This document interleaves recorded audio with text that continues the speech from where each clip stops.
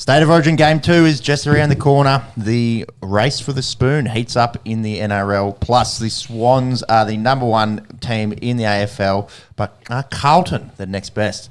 NBA Finals, Boston win it. They were the best team all year, made the Garden a fortress. They downed the Mavs 4-1, become the champs for the 18th time in franchise history. Aussie's got some work to do after losing to Afghanistan in the cricket. Can Bangladesh do us a favour? Plus, heaps of Euro chat. 2 group games have been played. Germany, Spain, Portugal are all going through to the knockout round. And Kylian Mbappe's nose been the big talking points there. Plus, a final round with Bobby Knuckles winning easily today in Saudi Arabia. Conor McGregor out of UFC 305. Bryson DeChambeau winning in the US Open. And F1 Barcelona tonight. This is On The Esky, Aussie Sports Podcast. We like our Aussie sports. We like our US and world sports. We have timestamps on the YouTube. You can skip to the sports that you like and check us out on the socials.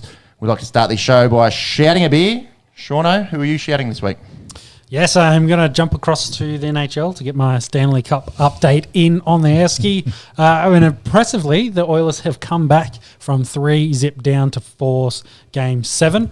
They're facing the Florida Panthers, I believe, from memory. And I think, since they're lucky charm after winning that first one, they've gone on to now force Game 7 for the first time since 1942. It has happened once before in the Stanley Cup, as we found out. Mm-hmm. Hasn't happened in the NBA as a comparison, and it happened 3 times outside of that. But, 1942 was the most recent one. So a long, long history. So, a big comeback here. It'll be an interesting final game, which I believe tomorrow or maybe the next day, but it's coming up. That 1942, they actually did overcome it. So there's been a few times as well in Stanley Cup finals where a team has come back from 3-0 to force Game 7, but not actually gone on to win it. It's close to 90 years of history there, 82 years of history, quick maths, since it's happened last. What about you, Peppy? I'm going to shout the Auckland Blues, who are Super Rugby champions. I'm pretty glad that's just not the Crusaders, having a look at recent times over there in Super Rugby.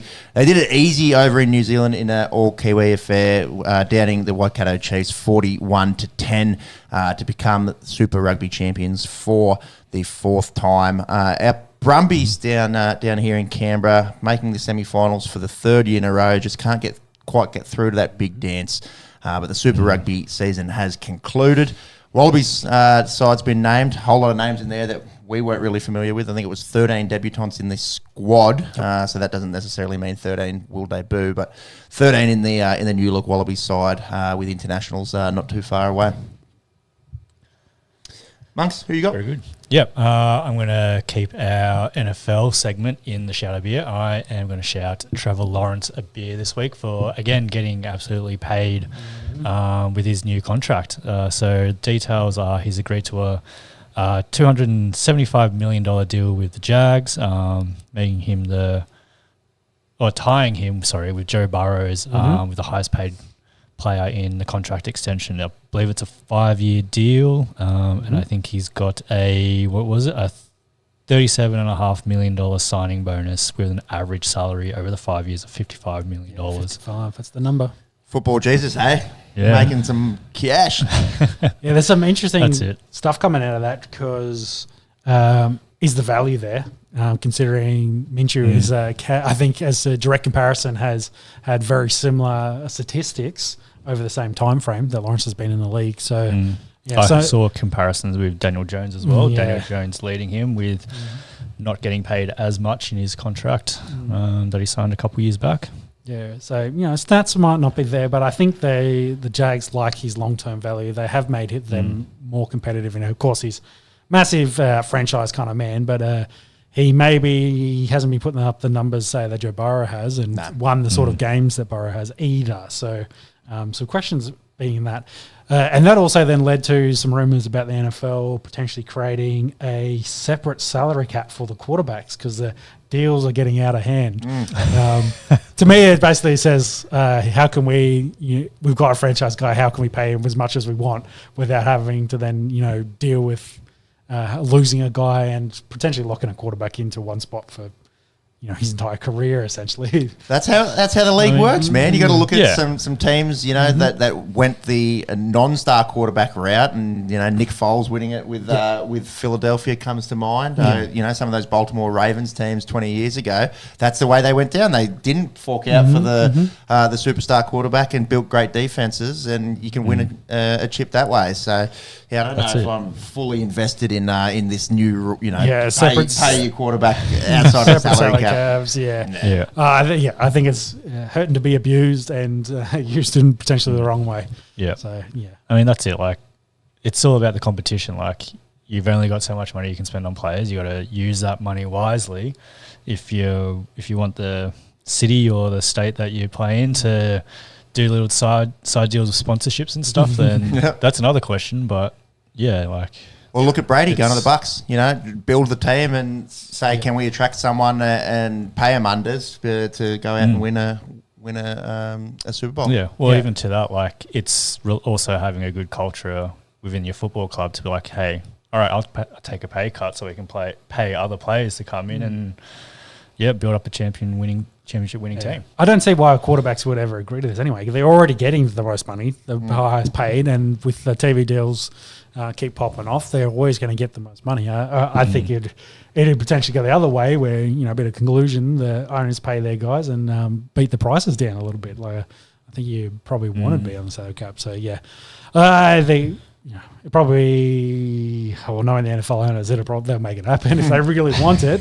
If they can change the rule set to suit themselves, but I think in the idea of the competition of the league, it makes no sense. Watch this space. Let's see what the quarterback contracts look like as we move into OTAs pretty shortly. Yeah. Mop of the week, that's NFL one as well. I've got the picture up here. Shauno, can you run us through Hassan Reddick and the Jets and what's going on here in a bit of an old Mexican standoff? Yeah, well, talking about a guy not getting what he wants to get paid, he was traded to the Jets from the Eagles from memory. And, they come across, I think there was a bit of a handshake agreement that they'll sort his contract out as part of that trade. But then I think Reddick kind of realised with... I think it's John Franklin getting traded to Denver, and then they released or got rid of another pass rusher that they were a bit light on for pass rushers on the Jets. And Reddick's just like, I can leverage this. Yeah, played into his hands. So I want to do this contract. So at this stage, he's reported to no training events so far. So he's missed all the mini camps, the mandatory OTAs, etc. As they start to going to actual training camps at the start of July, he's been a complete no-show. To the point at the moment, he's completing side quests in Japan at the moment, being the Lost Samurai or the Last Samurai. So it's the Lost Samurai. It says. I don't know if that's a play on the Last Samurai, but he's dressed in a kimono with a sword and some kind of gi looking thing. Yep. I don't know. It's we're talking about the business of football, and like you said, if they trade away all the rest of their defensive line talent, he's going, hang on, pay me what I'm worth, otherwise I'm not showing up. Really does play into my hands, and I'll go have the world's finest ramen and sushi, and you guys can get that deal going. Yep. That's it. And this is also following Aaron Rodgers not showing up to training as well, right? Yeah, going to ayahuasca. Retreat. Yeah. Must be good for the Achilles. Dolphin sounds. And, he had been at some of the events. He hasn't missed all of them. He showed up to early mini camps and then they excused him. But it's a bit of interesting look over there for the Jets as they potentially they're trying to chase Super Bowls at the moment. That's the idea. Be hard in that division, I think. So we've got that win now mentality with some of the players they're bringing in, I guess. Yeah, well, that's the idea. Yeah. NFL season not that far away. It's still a while till official kickoff, but pre-season, all the hoopla that goes with say August. Train camps July, August, pre-season. It's creeping up. Fantasy into start of the season in September. All right, let's go back down under for a football season that is in full swing. Quickly get through the round 16 games before we talk about the big game 2 of State of Origin down in Melbourne in a few nights' time. Dolphins go down to the Storm 24-30 up at Suncorp in what was one of the best games of the year so far. Top 4 contest, probably didn't think 18 months ago we were talking about Dolphins and top 4, but they're out there and really pushing the Storm in this one. Jerome Hughes, probably the difference with his 2 try assists and kicking game, really good. Pangai Jr. Lining up for the Finns in his first game back from his boxing Didn't he get stint. sin-binned as well? So Yeah. didn't last too long. He did get a bin. I'd seen some talk since he retired. Does that clean his slate? Because he had a pretty good history. I don't think so. I don't think he might he might miss a couple of weeks. I if don't that's think the you can case. control or delete it. Yeah, well, you'll have the judiciary up there to see if he's facing anything there. Yeah. Tell you what, we've spoken about him before, but Trey Fuller, geez, he plays good when Hammer's not there. 188 run meters, a try, 6 tackle busts, couple of offloads.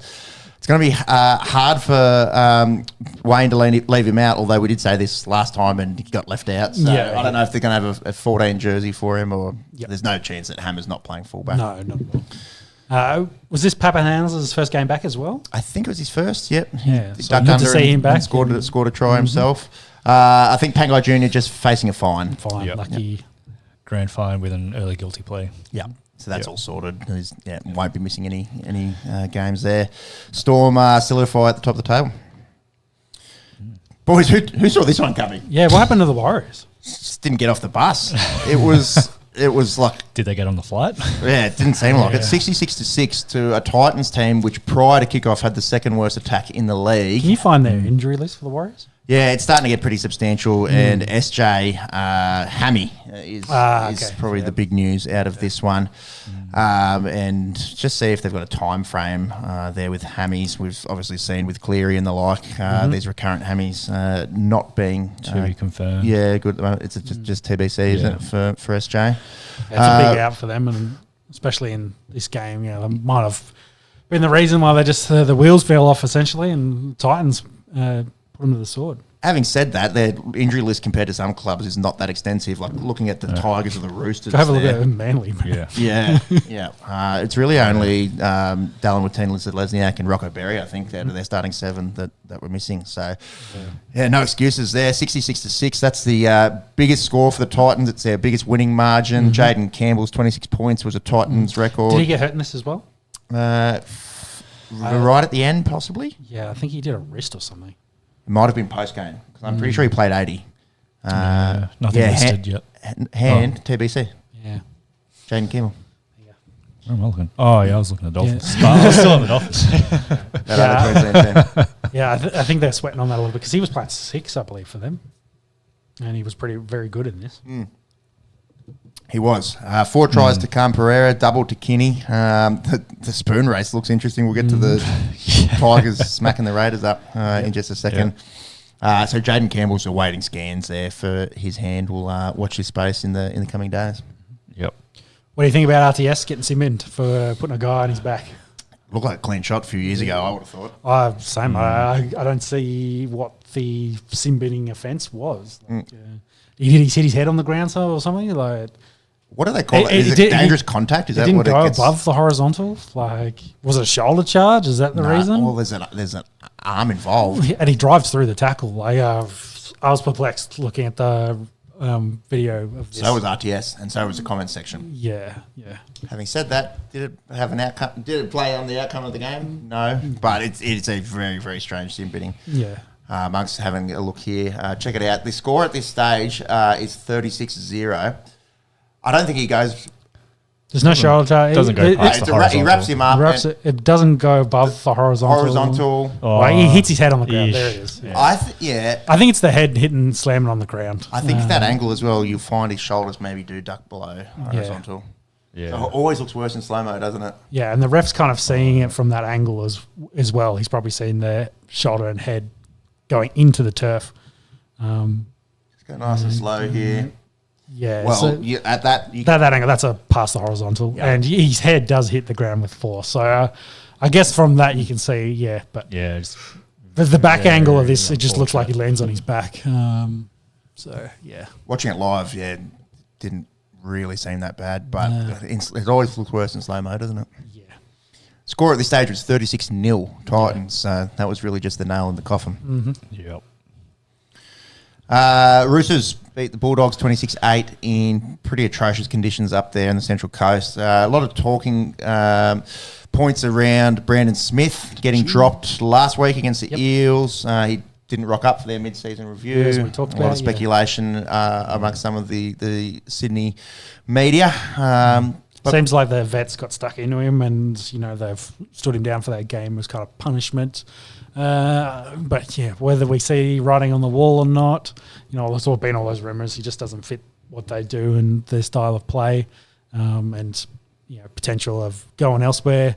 Yeah, we'll talk about South in a minute. Now they're needing a hooker. There's talk about that, but Wayne might be poaching guys from the Finns to come down anyway. So it'll be interesting to see if Cheese stays, or whether he goes back to Storm as maybe as a 14 and he became more of a rotation guy. But I don't think I really see that happening, to be honest. Yeah. For mine, I would think there might have been a reason that Melbourne let him go moved him on. Also, having arguably the best hooker in the game probably helps that. Yeah, I think the only thing really not playing in Cheese's favour is the contract he's on. He's getting top hooker money as it is, so but he's not getting that returned, and the Roosters are a bit cutthroat when it comes to that regards. They've got to move those sombreros around somehow. It's going to be a fair changing of the guard of the Chooks over the next few years, hey, because we've got the Luke Keary note there, so they had considered not unretiring, but and then also got a big offer to go play in France as well. So it was contending hey, do I go bump the super up over in Europe, or has I had enough? And he has reiterated that he is retiring and he's done for the year. And then Jared Hargraves as well. You'd think he's probably playing his last year. There was a send-off. Didn't he sign with New Zealand? For next year? Yeah. Oh yeah, no, he's but he's still leaving. Yeah, still leaving. Yeah. Yes, There was a send-off last night. Last night. I think in the season last year there was one. I think it's the second one we're talking about this year. Yeah, I think outside of Origin, it's the only one that's happened. It's a lazy arm from Junior Pogger. Old-fashioned close line. Yeah, that gets Connor Tracy. To be honest, looking at it, it's probably not as bad as the Suoli contact in Origin. And there was only 7 minutes left in this game, and Roosters were already up big, so it didn't end up costing them. They finished the game with 11 players, I think. Yeah, I don't think he'll get 4 weeks for this one. He is running through it. It's a decent hit. That's 2 weeks, I would think. Yeah, exactly. Yeah, it's probably minimum. Yeah, it does knock him out as well. It doesn't look pretty. But yeah, there is a send-off. So we've got something to compare to. South, 14-0 over Manly. Manly without their Origin players and their injury lists. I think they were missing 12 starters. Yeah. See if you can go down to Manly's list there. Well, let's just go off the top of our heads. Only losing by 14, I think it was a pretty decent effort. No DCE, no Olakau'atu, no Jake Turbo to Origin, plus Tom Turbo, obviously. Ruben Garrick got hurt last week. Lachlan Croker missing. Aliaway suspended. Paseka broke his thumb. Matt Lodge, biceps. It's a pretty extensive list. And the fact that South started this game as pretty short price for $1.50 favourites kind of thing. Sort of speaks volumes to how banged up Manly are. Yeah. Keon Kaloamatangi really trying to push for getting back into that Origin side. 230 run meters, played all 80 minutes, can play an edge, can play in the middle. 40 tackles for just the one miss and a try. There's good sort of competition going for those edge back rower positions for the Blues. Cam Murray coming back in the side. We'll get to that in a second. Hudson Young misses out. Yeah, did you see some of Ricky's comments on that? He wasn't real happy with the treatment of Hudson. He gets into bat for his players. He's passionate either way, isn't he, Ricky? Yeah. Like he'll let his players know if they're doing something that he doesn't think is up to first grade standard. And having said that, he will also go in and bat for his players. And he's said Hudson, has been playing well and has been mistreated essentially from the New South Wales camp. Yeah, is he in the squad at all? No, completely. Yeah. Well, it doesn't help that then almost the full strength Raiders team gets hammered today by Tigers. That doesn't help. Also, the fact that Cam Murray doesn't play in game one, he has to come back into that side. So someone's going to miss out. And I think it was just a Hudson versus Olakau'atu kind of call. Yeah. So to finish off on the South Manly before we get into West and Raiders, the other big news, as I alluded to before, Damien Cook has signed to go to the Dragons for a 2-year deal, averaging about $500,000 per season. What did you guys think? He had a good night last night as well. Yeah, killed it last night. As a Dragons fan, reasonably happy. I thought Jacob Little maybe a little stiff, given the way that he's been playing. But yeah, they could use it as a 1-2 punch, and one of them wearing 14 and one wearing 9, and Cookie's impact, even if he's playing 14 in that last year and playing 35 minutes off the bench, one of the quickest hookers in the game. Beach Prince, bro. Yeah, Beach Prince. I'll say to you boys as well, Brighton Lassans in that sort of Cogra region there is the shittest beach in Sydney. So enjoy running on that Cookie, at least down at the Gong. There's some good ones. Yep. My other question, how old was Damien as well? Yeah, he's younger than you'd think. I think he's 33. I looked at. Yeah, I think. Well, 2-year deal gets him to 35. I think, so that's probably. Can you double check that? I think he's 33, going on 34. Yeah. There's also a lot of talk that Jack DeBellin might be going to South as well. Yeah, so it was kind of like a player swap thing being rumoured around, but yeah, potential there. I'd probably call that a push. Really, like JDB's been pretty good in his return over the last couple of years. Similar in age as well. Yeah, look, Cookie was playing Origin 12 months ago. As a Dragons fan, you're not going to be mad about it. No, not at all. And some rumours as well that Cookie was kind of, from a few old interviews, that maybe he wasn't Wayne's best, didn't fit the style that Wayne liked to play. So with Wayne coming back to Souths, there's some rumours as well. Maybe that was behind the reason for getting out of Souths and staying put too. And that has been floating around with potential some Wayne trying to sign a few guys from the Finns as well to fill in some of those spots. Cookie is 33, Dragons junior as well. Yeah. Started his career at the Dragons. And then Alex Johnson last week took Billy's spot with scoring a try. Didn't get any tries in this one though, but has moved to outright second.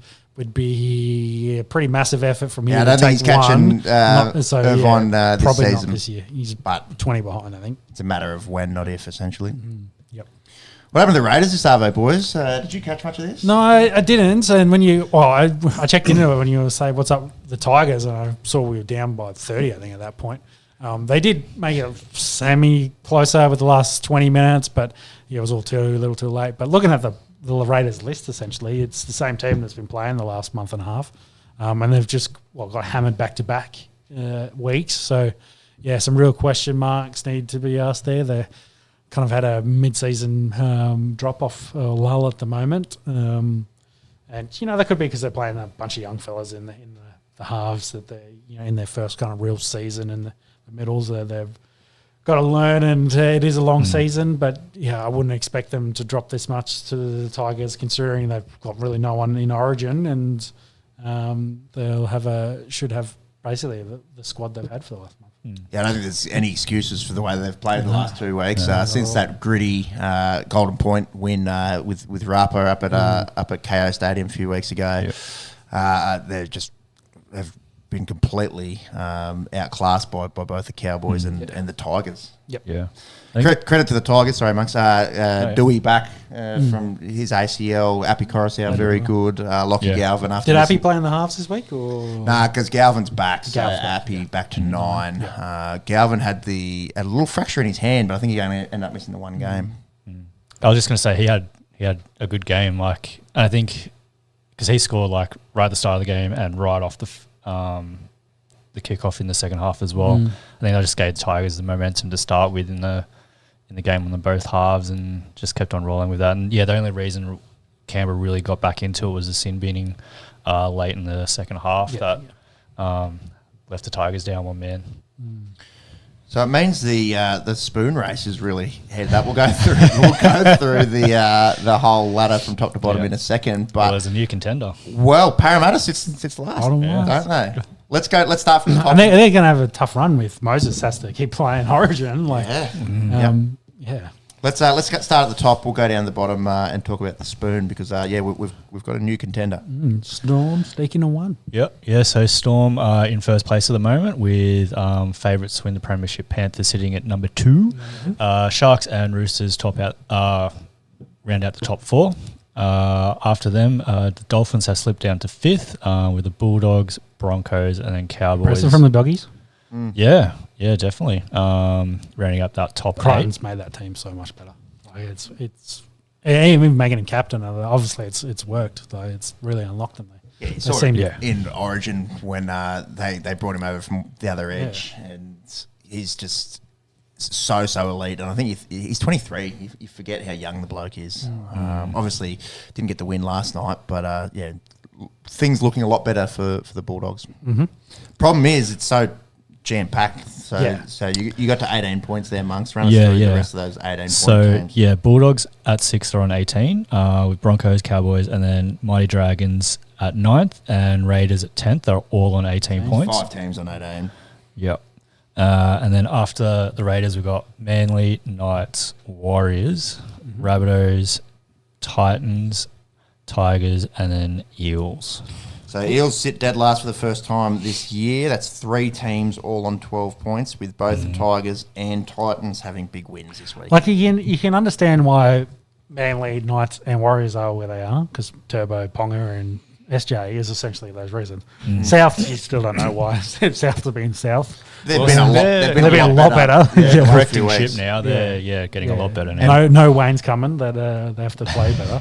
Playing White at 6 as well. I think it's helped a lot. Yeah. It's really helped their halves, I think.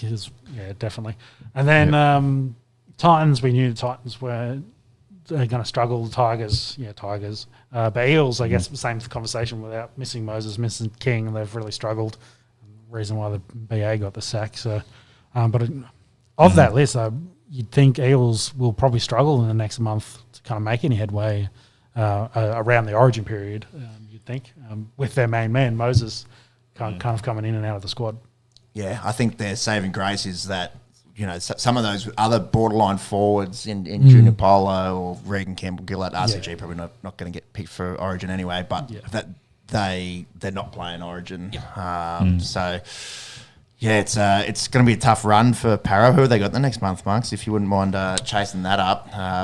Someone that's entered the chat for the Spoon, who a few weeks ago probably were really flying under the radar. I think I was on the podcast a month ago saying, I fell for Brad Arthur. I didn't think he should have been sacked, but it seems there might be something more going on at Parramatta.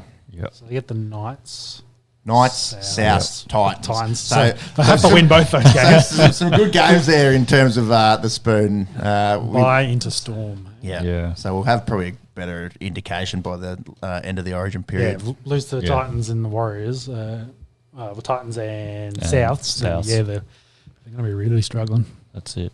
For what it's worth, their goal difference is pretty atrocious as well. 121 Well, helps the Titans.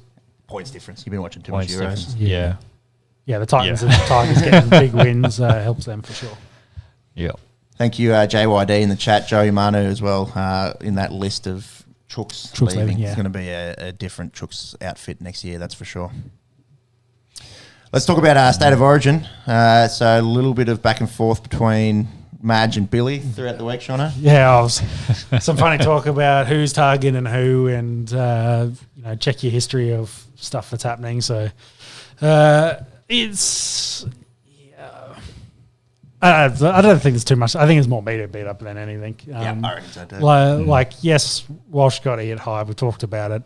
Yes, they're going to target him in the sense that they're going to put pressure on him and try to take him off his game. Of course, they need to, especially his kicking game, and he's running to the line. You want to hit him hard in those occasions, but of course, within the rules.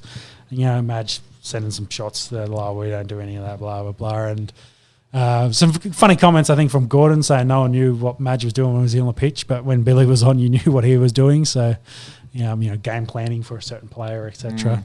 But then people getting stuck into Billy for lifting the legs a little, showing some cleats and going into tackles. I was going to say stop goal lines, but I think anyone coming out of that Storm era. Possibly not squeaky clean in some of their tactics. But they also pushed all the boundaries. Like, they put rule sets in to stop stuff that Billy was doing for that reason. But it was a grey area at the time. So, But What, sliding into people feet first in the the goal was a great area. well, there was no rule for it until they did it, and then they banned Come on, it. it was knees. It was knees. This is like, hey, if I get away, I get away with it. But you got to also, the point is Billy was heavily targeted as a fullback. Like, go watch CSL try and end his career in 2017. You understand, like the bloke did take some big punishment, and an era before HIs and concussions were a thing. Like he played through probably a bunch of things he probably shouldn't have. So, still ended up an immortal. So I think Billy's. He's not an immortal yet. Yeah, but yet I think he will be. He's the best fullback of the last generation. So, I think it was again a whole bunch of nothing really. Just a bit of fun leading up to G's up to go into Melbourne for State of Origin. Let's look at these teams. New South Wales obviously forced to make a bunch of changes. Dylan Edwards comes back in. James Tedesco out. Forced. I think a couple forced, and a couple did they have to. Well, Dylan Edwards didn't play because he's quiet, so that's a forced one. Yeah, that's a forced one. I think Latrell got to come in. That's forced. You can't pick Joseph. But then we're talking about Moses and then McInnes. Like their selection. The Hines and McInnes getting out, like the Paul Sharkies. Who have been playing pretty well at Clubland, get pushed out for Connor Watson and Mitch Moses. And we just talked about the Eels being on the bottom of the table, and Moses hasn't really been letting the fire on. He's played, one game since he's back from injury, and it wasn't the best outing for him either in a game they lost. So, I think given the way that he played in Origin last year and the fact – I feel for Nico here. I don't – think his play was so putrid that he had to be dropped. No, but when this team got announced, I wasn't surprised. We knew the writing was kind of on the wall. But we feel super bad for Hines. Well, just watching that Cronulla Dolphins game last weekend as well, just not lighting the world on fire. I wonder, if he'd kicked that goal, would he get picked? I'm hoping it's not coming down. Well, I think again, big moment, big game was it tied up or to win the game at that point? It was to tie it, right footer, right sideline. Hadn't missed it at Shark Park. Yeah. Again, I don't know. Big game moments is what I'm going. I don't think that. I think the decision was made before that. Yeah. I wonder if the nail was in the coffin and that whacked it in essentially, and went to hit the nail, but it missed. Yeah. I feel for Nico because given this has been the bloke's opportunities. 7 minutes last year, he misses a tackle, Queensland score. Yeah, doesn't get picked again. 7 minutes into the next game, something out of his control happens. They lose. Someone else 12 gets sent off, and then he struggled to create anything in attack. I feel for him. Having said that, he probably plays Origin again. It's just is it in 2025, 2026? When does Nico? When Nathan retires. Kind of goes back to that. Well, I'm saying it confidently, like he'll play again. Yeah, if Nathan never gets hurt, then maybe exactly. he doesn't. Yeah. His hamstrings get right. Yeah. I mean, and I kind of feel it's unfair that Luai's kind of just completely gone under the radar and out of all this. Hasn't really had any targets been put on his back. I felt considering he's also been good at Clubland, but they really didn't do anything in Origin either. Yeah, I think in attack he looked better than what Nico did in Origin, and I think when he's played without Nathan Cleary at club level over the last month has been really good. Yeah, where there was all those question marks like can he do it without Nathan? I think he probably can. But you're right, his head was probably not on the chopping block in the lead up to no chat at all to naming this side. But how many points did they generate in game one, and where did they come from? I think it was Hines' kick across to set up one try. And Zach Lomax above his head pretty much was one there.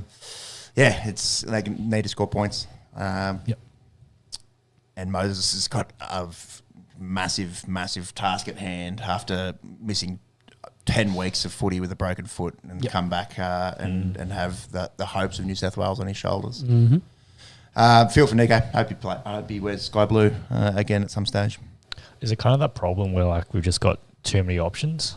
Yeah, you look at these positions as well. Yeah, you look at the depth of New South Wales. It's like if you name New South Wales second side versus Queensland second side, the Rezzies are a different story. But unfortunately, it's not who plays in reserve grade. There is no such thing. You got to be able to pick the right team. Yeah, pick the team that's going to win. Yeah, and again, it's the whole pick and stick thing that Queensland does, and New South Wales always chops and changes. Maybe that's where someone needs to pat Nico on the back and say, yeah, look, it's hard to go out and command 12 men around to victory, but we're backing you in, and you are our halfback this series. Where we're backing you in for game 2 and game 3. Yep. I hope it's the right call because I don't want it to go to a dead rubber up in Suncorp in a few weeks. Mm-hmm. So what else? Yeah, Yo went to the bench. Cameron Murray comes in. I think that was kind of expected. And then Connor Watson kind of as a surprise 14. What do you think he kind of brings to that maybe McInnes didn't in the switch? More versatility. So McInnes, I don't think did anything wrong in game 1. He tackled the house down, really. 41 tackles for 1 miss or something in 40-odd minutes. Does what he does. Bloke's got no teeth for a reason because he puts his head where you wouldn't put your hand. I think it's just a versatility thing. And given how much this send-off and the turbo injury in game 2 last year threw New South Wales up shit creek for not having enough versatility. That's probably why Connor comes in. Again, underdone's only had a week back coming back from that throat injury. So it's a lot of pressure for him and Mitch Moses coming back into this. Cam Murray's also coming back after injury. So there's a lot of guys coming in underdone. Yeah, I think Latrell's played 2 or 3 games? I think. Yeah, Latrell's got a few more games under his belt and has essentially been the best player on the field in a few of those games. Yeah, he's been good the last 2. Yeah, I think we spoke about it last pod. I think I said as a Blues fan, I don't think there was anyone else really that you could consider. Given that Best had missed times, that Staggs hasn't played the house down by any means. Yep, agree. As a Queenslander, does Latrell there at 3, scare you the most out of those options?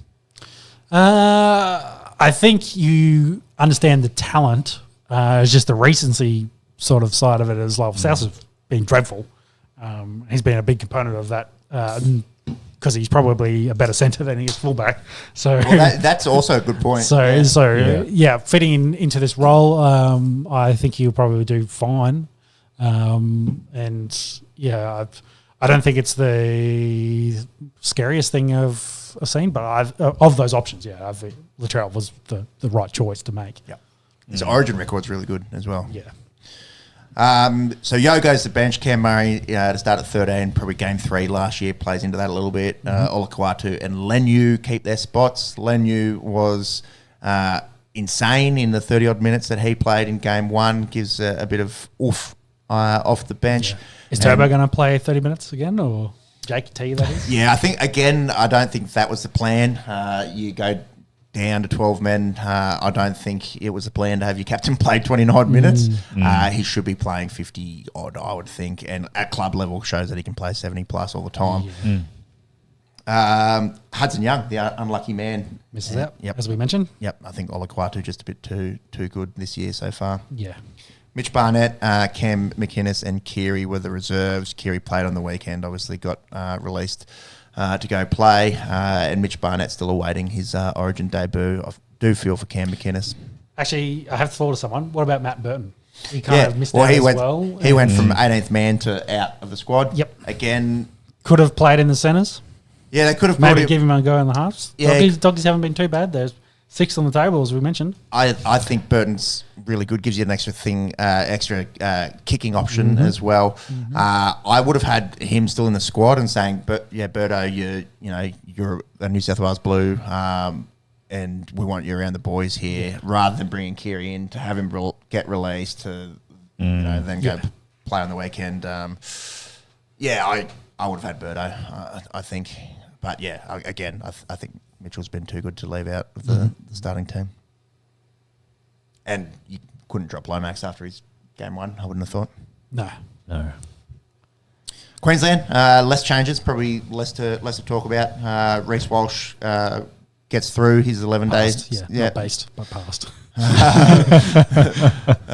Stand down, Coates, Holmes, Hammer, Talangi, Dearden, DCE. No changes in the 13, and really one forced change on Hopgood being injured with Kaflusi coming in. And then I guess there was a lot of talk about Cobbo, but I think we were talking about it in game 1. You could see his defensive effort. He really struggled to get back in the line, and then it's come out that he's been using pain injections to play, and his playing's been down for Brisbane. So I think, he's obviously playing through some niggles. He had his knee taped up as well at one point. So, he's probably playing through something sore in his legs, and it's obviously been hurting him mentally, is what Billy's been saying.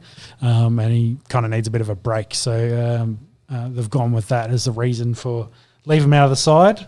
And, I kind of, as I was telling you boys during game one, I thought the same. I was like, he was very good running forward with the ball, like when he could get at pace and hit it at pace. But his lateral movement and his defence trying to get back into the line was he was definitely struggling. Yeah. So it makes sense. He's been playing hurt. Yeah. Can't make those extra 110% efforts defensively. So they bring in Capewell, which actually I think is a pretty good replacement there. Again, talking about versatility, did play the centres for Queensland, so he could add that coverage there, can play in the second row, needed probably a little bit bigger body. It was interesting because the talk about Cobbo actually played 13 as a young fella, so he had some background. So I think that's the role they expect Capewell to do is if no one gets injured in the back line, then you will so we don't have to shuffle and move in the centres. You'll play in the second row essentially and help with the rotation there. So I think that's a good selection there. A little underdone, hasn't been back, but much like the New South Wales guys, and has been part of a winning team under Billy Slater before, so that probably plays into it. Yeah, and go back to Kafusi as well. Played a lot of Origin, old head there. So came in after 7 minutes in game 1 too. So essentially, not really coming in. Capewell for Cobbo is really the only the main change. Interesting, Gagai has 18th man there. So assuming that's if Walsh is no good to go. Yeah, coverage. Yep. Hammer one, Gag straight into the centres. And we know what that guy turns into when he plays for Queensland. So, and then a little bit of camp experience for Helim Lukey and Trent Liero, which both names surprising. I think Lukey will play a fair bit of Origin from what I can see. But yeah, Billy obviously thinking a few years down the track there probably. Yeah, little dynamo, the juniors. Obviously must win for New South Wales. It's going down the MCG. Sold out? Yep, sold out. I think it's 30 years as well. I saw something during the week, sent you boys of that Canberra Raiders dominated. 94. 94, so 30 years that Origin's been going down to Melbourne. And must win. And she's just... For a game 3, come on, you Blue. Come on. I don't want to be talking about a dead rubber going to Suncorp. Yeah. What have they got to do to get... to get grab us some odds as well. Yeah, grab some odds there, Monks. What do the Blues have to do to win this game? Ooh, it's almost dead even. Have to score a lot of points. Yeah, it's going to be high scoring, I think. Yeah. Blues defensively, like game 1, we really found out. I think they defended pretty well considering they had 12. Yeah. That period from halftime to 65 minutes, I thought they defended well. They had good periods where they had some structure, but I think the main thing is they didn't generate any points. Like they got to work. That is true. Yes, they had a man down, but you could overlay a side essentially and have 6 on 6. Where's your structure? Where's your players? Where's your points coming from? So that's what you want to kind of see out of New South Wales, because you kind of saw it even as we talked in the last pod, just before the sin bin happened. You could see Queensland was starting to open up. They found some holes down the sidelines. They were making line breaks. Where's that coming from New South Wales? Yeah. Lack of X factor, perhaps. Yes. Yeah. I'll tell you what, when Hammer has the ball and he's got on the outside shoulder of a centre or someone that's playing in the centres, it's not a centre. It's the scariest fucking thing in the world. And we saw that last week with that try that he scored, 100-metre effort against the Sharks. I don't think New South Wales has a player like that at the moment. I think you're underrating Reece Ross as well. That bloke almost tore the league apart and took him to a grand final last year. So, I assume he's going to be in for a massive game. I think he'd probably want to get a little bit of revenge as well, having missed, only played 8 in the first one. So, we'll see if he can cut up the New South Wales side at all. And then I would say, on a name value basis, maybe the Blues have got an edge in their pack, but the way that Nane and Sewer have been playing as well, like I think Jeremiah Nane's on 11 tries for the year. He's a freak. I watch Sewer week in, week out for the Dragons, and he's been very, very good. So it's probably a push at best. And I think that's what the odds, I think what was it, $1.93 for Blues and $1.91 for Queensland. Call it even Stevens. Yeah, it's even Stevens. So, yeah. Go the Blues. Yep. Action kicks off in about 72 hours' time. It's blinking. It'll be Wednesday night. All right, let's take the MCG, but let's change the sport.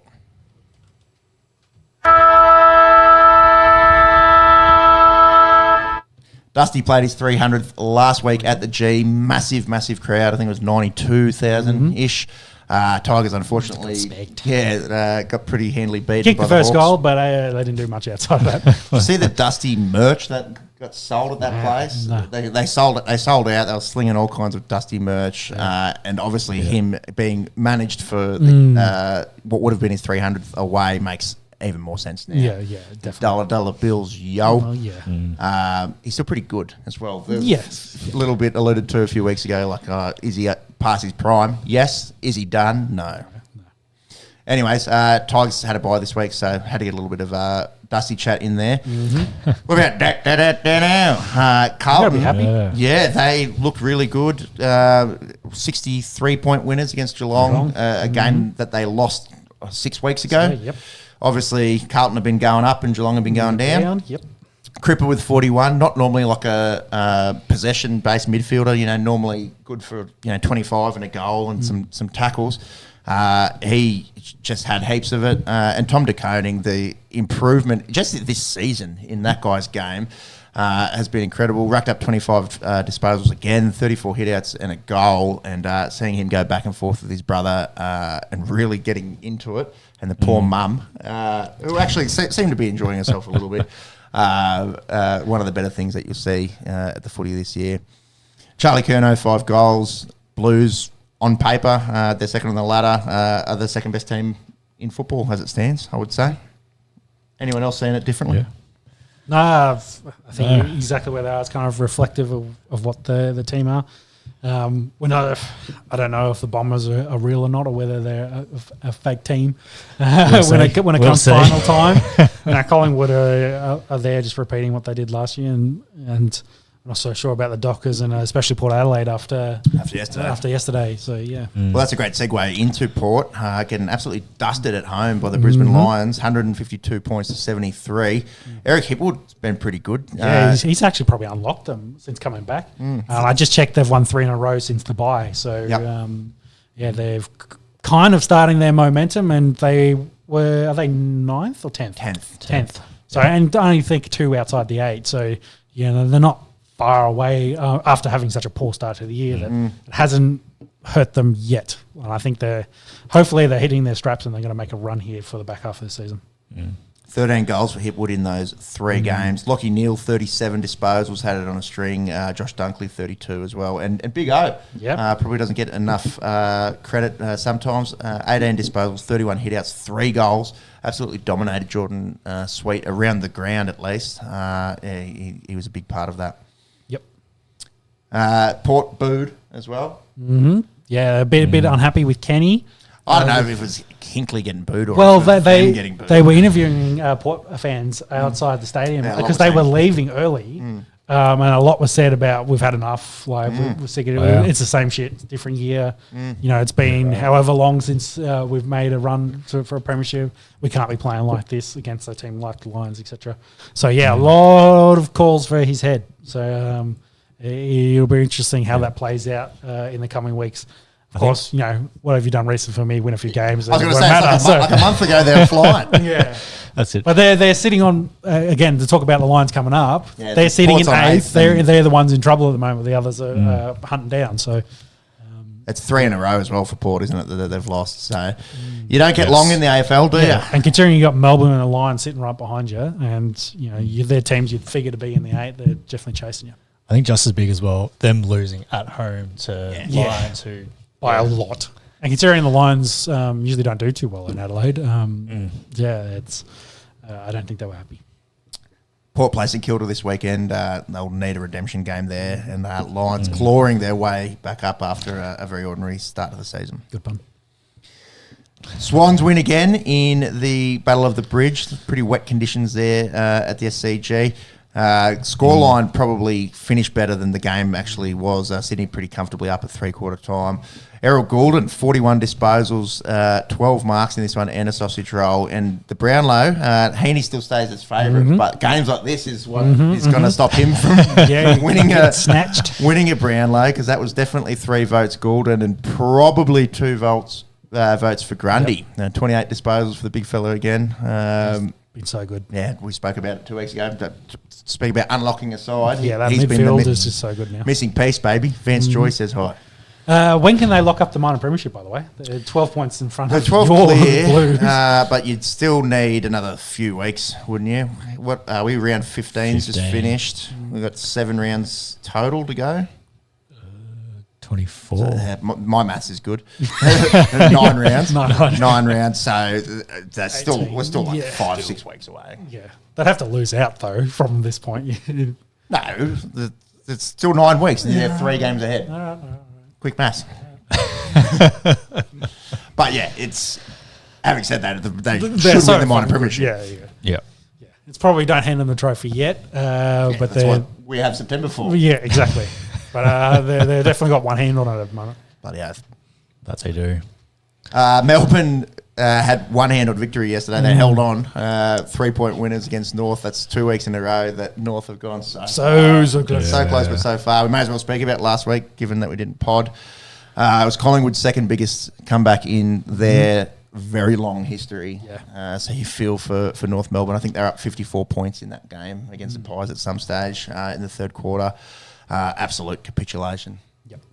What did you think about the Stephen May incident in this one, where he staying down, milking, trying to make it look like it worse than it was? He's actually, I believe, been reported or cited that's rare for them to do that. I actually don't remember the word they used, but it's essentially the milking side Simulation of it. or something? Yeah, perhaps? exactly. See if you can pull out. Bring that up, yeah. But it's what are your thoughts on that? You don't see it very often in the AFL. No. In fact, the AFL and league and Aussie sports in general sort of frown upon it. We're watching a lot of Euros at the moment. It's probably a little different in a European setting. Yeah. I haven't seen the incident enough to really comment. So Monks will bring it up and I'll let you know live what I think. But I just can't really think of. Well, you see it often, like, you know, Selwood was a classic. He ducks, and you see it sometimes with Jack Ginnivan. Yeah, I think it was like one of those swinging tackles. He's span him around a little bit, and then as he's gone down, he's kind of made it look like his head's hit a bit harder than it actually did. Staging is what staging. There you go. Close to simulation. Yeah, well, it'd be interesting because giving away free kicks is massive in the AFL, and they fined him nearly $1,900. Yeah, and whether there's a bit of deterrent in that, it's just like let the referees judge the foul play instead of you trying to instigate it. So this here, May has possession, and then covers up, holds his head. There's a sling action there. There's a sling action, like it's probably warranted, but maybe he hammed it up more than he needed to, but. He doesn't hit his head. His head doesn't really hit the ground. It's shoulder first. It's shoulder and then head and then. I think all heads him, and then he holds the head a bit to make it look a little bit worse than it did. But I'm surprised they fined him. Yeah. If I'm being completely honest. Well, I wonder if it's kind of sort of precedent. Are they trying to set here as just like, if it's swinging, like let us deal with it. Don't make it look like it's worse, because it did insert a bit of a brawl, a bit of. Wasn't no punches thrown, but it was a bit of pushing back and forth in this as well. So it escalated a little bit. Was maybe the reason why they didn't want you to also over something that wasn't real too. So it was that. So they've gone so far with the slingshot tackles that they need to just make sure that they know the boundaries, so the defenders don't, or the guy getting tackled doesn't take it too far. Turn into the late arm's just funny to me. Like if he's on the ground, he's like, oh wait, now I just need to get this up here. If you compare that to say Harley Reid a few weeks ago for his sling, they're not even the same tackle. No. I'm still surprised that he got fined for that. Tackled him. Yeah, it'll be interesting. The guy that tackled him hit the ground harder than he did. True. He hits. You are very true there, Jim. let's see. Watch the space. See what happens the next month. Whether this starts anything. A few more staging calls. Get called out. Because you can see it in their rugby league, of course, now with Milky, the ref's actually calling it out. Yeah. You've seen with the advent of the hip drop tackle as well in league, anyone that knows that someone's kind of gone close to landing on their ankle. The rugby league also came out during the week is like, if you stay down for a head hit, we're sending you for HIA. So you can't have your cake and eat it too. Yeah. If you want to stay down, you're going off as well. Like you're going off for HIA. So if you're really getting smacked in the face, we'll deal with it, but don't try to game the system, I think is where both leagues are going at the moment. We'll see what that ramifications are in the coming weeks. It's just reminding me of some of the all-time soccer ones. You remember Rivaldo, the Brazilian dude in the World Cup like 20 years ago? Yeah, with the corner, kicking it corner, to of course, bro, we all know that one. The ball gets kicked back at him and literally hits him in the shin. My head. My face. I've been shot in the face. If there's any younger listeners. That is literally the day soccer died. For a lot of fans. That's where the dive started, bro. If any younger listeners aren't aware of that one, search for Rivaldo diving. I'm sure you'll get it. Yeah. Bombers get the win. Mm-hmm. Yep. Wasn't super pretty. Kicking straight, which is kicking straight, good for you guys. Which is good. Did let the Eagles get back into it at the end of the first and third quarters, but still managed to get the win there, which is good. 5 for the package. Yep, 5 for Stringer. Who else? Wright had 2. And ball winners? And ball winners, we had, Merritt. And Durham, 29. Yeah, pretty much. Apiece. What's that? The top 8, 9 there. Yeah, there's heaps of guys with 24 plus. McGrath, Ridley, Caldwell, Laverde, Durham, Merritt. Yep. Yeah, from everything I could see, like they just sort of... Good team footy. Yep. Just were able to get up through the midfield, up into the opponent's 50 and, go from there. And what happened in Freo Gold Coast today? Because I haven't seen any of that. The Dockers did win, 85 much. to 65 for the Suns. Yeah. I think Suns may be a bit lucky in this because the Dockers kicked 12-13 to their 10-5. So, Gold Coast going west, not good for them. Bradshaw was their best with 32 and a goal, one behind, and Young kicked 3 for them as well. Took Miller, of course, good for Suns. Shock. Was pretty good. 3 goals, Hayden Young, 32 for Andy Brayshaw, 29 for Caleb Sarong. That's probably 3 votes Brayshaw, I would think, looking at that. Yeah, I'd say so. Without watching the game. It's not just about stats, I suppose. The Dockers doing pretty good where they're sitting 7th? Yeah, run us through the ladder there, Max. Yeah. So, obviously, we know top 4 there, Sydney, Carlton, Essendon and Collingwood. Dockers are sitting at 5th at the moment. Followed by GWS, the Cats and Port. They're rounding up top 8. And then, again, so from 6th down to 9th, all on 32 points, with the D's sitting there at 9th. Lions, 1 game behind them at 10th. And then we've got Bulldogs, Suns, Hawthorn, St Kilda, Crows. There's a big gap from Hawthorn down to St Kilda as well. 28 points to 20. Yeah. That's it. Eagles and Richmond and North Melbourne. Yeah, I think you probably put a line through 14 down. Yep, agreed. Yeah, that's fair. Especially given how well the Hawks have played over the last 2 months as well. Probably can't rule them out. Suns have slipped a little bit over the last little bit. Yep. So of those teams sitting like between 6 and call it 10 at the moment, who do you see slipping out of the 8 and slipping out? Down well, we've got to go back to our Port chat. Port losing 3 in a row and getting belted at home. Cats as well. The slide too. Dangerous. They've lost 4 from their last 5. Geelong. They're the 2 I think would be the most worried at this stage. I think the Giants can probably hold on to a top 8 spot.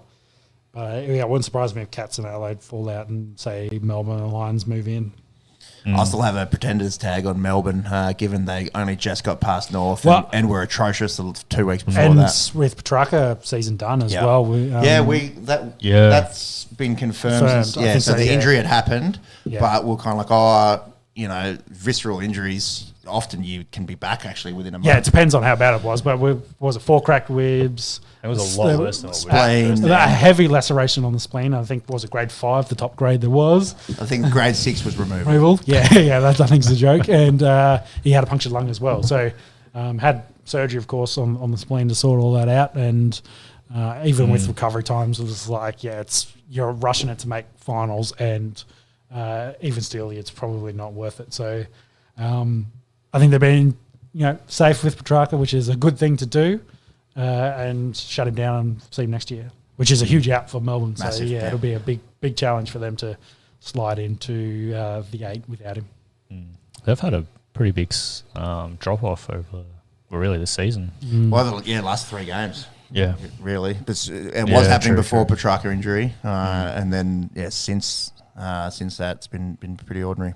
Yeah, I wonder with the whole hoopla of the off season with what Oliver and how that's kind of all playing out, and then the Grundy situation, him in and out with Gawn, and like I think their chemistry is just all over the place, and a bit of a hangover is continuing from their premiership win.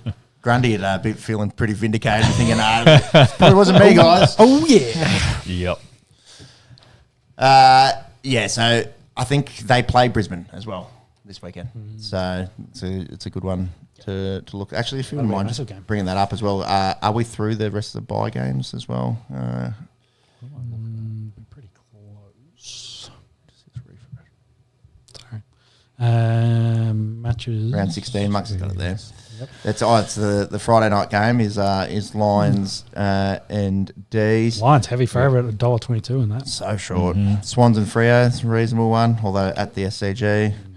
Cats Bombers, looks reasonable. That'll be a good litmus test for Bombers rest of the season. And then a lot of short price favourites, and it is a 4 round, 9 games coming to you from next weekend. Yeah, I can't see. Quickly checking, I don't see any more buys in any of the following rounds either. So I don't think there's any. All right, let's talk some NBA. Curry sets, fires, puts it up, bang! Boston, best team all year, get it done. 4-1, 18th for the franchise, so they were equal with the Lakers at 17 a pop. They go 1 clear to outright first in most rings in NBA history. We didn't get the sweep, although the gentleman's sweep was here. Maybe just the Celtics wanted to celebrate in Boston. When they went in a long way down in Game 4 at halftime. They weren't really blowouts, 1 through 3, although that first game, I think, that finished 18 points, probably it looked worse than that.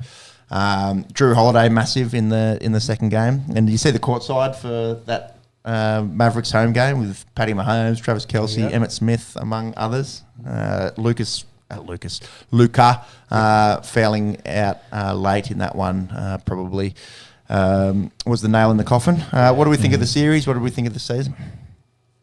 Yeah, but I think we had a little bit of a chat about this because they dropped only 3 games through the whole run in the finals as well, which is very impressive, considering some of the through the East compared to what the West had to go through to get there, and whether the best teams in the West kind of knocked each other out, and then the Mavs kind of cleaned up, using their elite talent being Luka and Curry there to get into the finals, and maybe the other completer teams like say the Wolves and Nuggets kind of beat each other up too much, maybe, and then the Mavs were just outdone by a better quality team, a more complete team, and Celtics are a very, very complete team.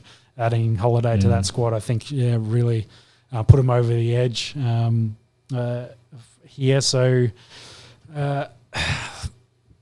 it made it look too easy, I think, as the conversation's like. Did they have the easiest run ever? Like, is it just an easy run for them? Did they really beat anyone of note? Yes, I would say so. Yes, they did beat the Mavs. They did beat a bunch of teams to get there, but I kind of think maybe let's see what they do next year. Like, if they can go back and run it all through. Yes, considering they did lose it last year as well. They ran all the way through and did lose it. That they are a really good squad. 2 years ago. 2 years ago, sorry. But they are a really good squad, and repeating that will kind of show the fact that yes, that is the case, and it was so easy because they made it so easy versus they just got an easy run. Yeah, I think some credit where credit's due. Yes, I'm not arguing that the East wasn't easier than the West in terms of them getting through, but they still had to go through and clean up all those teams and have that incredible home record at TD Garden and defend their fortress. And they were so good, it was kind of surprising when teams were actually taking games off them, in the Pacers series, that they were so good that people thought they were going to sweep their way through to the NBA finals.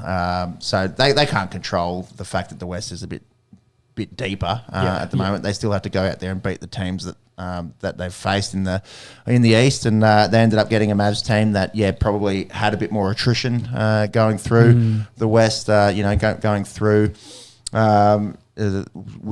On that same side with the Wolves and the Thunder and the Nugs and the like, but look, you can't knock the Celtics for just being head and shoulders above any team in the East this year. Yeah. I think the Mavs will learn a lot from this. They have an unreal talent in Luka. They have to again find the pieces to put around him. They need some better bigs. Yeah, and considering one of their better bigs was playing on the other team, they had him and let him go. It does raise some questions, but obviously it just didn't fit the style Luka wants to play. It'll be interesting what they do going forward.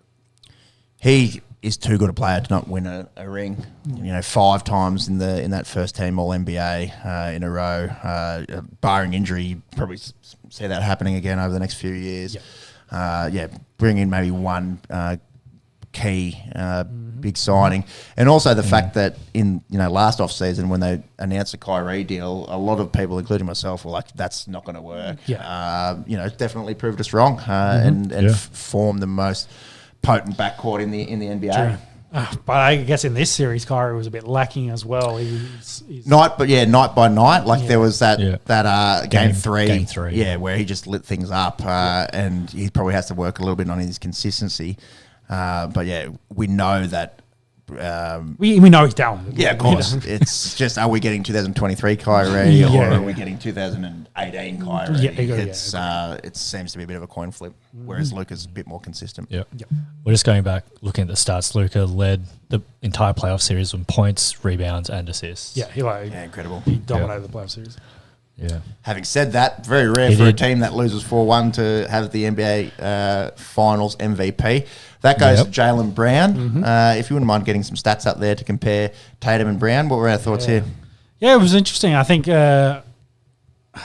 Tatum kind of being the face of the franchise was really the guy pushing for it. The kind of the cuts between Brown getting the award and cutting to Tatum, and some people trying to read into the facial expressions of was he happy or not happy he didn't get it. He did play second fiddle for a lot of the playoff series. They didn't really need Tatum to really lift to the kind of level. They didn't need him to throw up 30 burgers on a regular basis. So I let Brown throw up 20, and just play his natural kind of game, and they're still winning. And they played a lot of really good team ball. So I think for Brown to win it from that perspective, I think, is fine. Yeah, I reckon any of the conjecture around was Jason Tatum unhappy about it is the most Daily Mail News.com fucking shit I've ever read in my life. Stephen A. on ESPN for sure. The guy, these guys knew each other as teenagers essentially, and then go through this run, with Tatum getting drafted the year after Brown, both in the top 3, and then go through and win their first rings together. I think there'd be nothing but love and admiration for each other, and they're a better basketball team, so they don't need their face of their franchise to go out and play out of his skin night in, night out. Because when you've got a supporting cast of Jaylen Brown and KP and Derek White was very good throughout the finals, and Drew Holiday obviously the missing piece. So that's all of playoffs. See if you can just find the finals. If you can find the Mavs, it's just a 5-game series. It's going to be a challenge. But you should be able to find it. Looking through night by night, Tatum was the top scorer in 3 of the 5 games. So there is perhaps an argument there that he should have got it. Alas, I don't think he would care that much. Yeah, gets his ring, then proceeds to throw out every stock standard celebration that you can imagine. So minutes, 40 to 38.5. Points is 22 Tatum to 20.8 Brown. Rebound 7.8 Tatum, 5.4 Brown. Assist 7.2 Tatum, 5.0 Brown. Brown had some more steals, shot higher field goal percentage. They were both pretty ordinary from 3-point range. Look, just crunching the numbers head to head there. It looked like Tatum won Tatum's most of got those. pretty much every category. Yeah. Field goal percentage. Let's not sleep on field goal percentage. Brown more efficient with his shots. Yep. Anyways, I don't think they'll care. What was it? It was 7. Championship's a championship. So Brown won 7-4. So there was 11 journalists that voted on it. There you go. Interesting. Oh, they even put names. We got receipts. We got some names there if you want some receipts. Sam Amick, Tim Bontemps, Mike Curtis, Vince Goodwell, Sean Powell, Simone Sandry, Jeff Zilgett. Let's never read those names. Just remember, boys, Andre Iguodala was an NBA Finals MVP in a team that included Steph Curry, Klay Thompson. Yeah. I don't think KD was there for that one. Anyways, I don't think they'll care.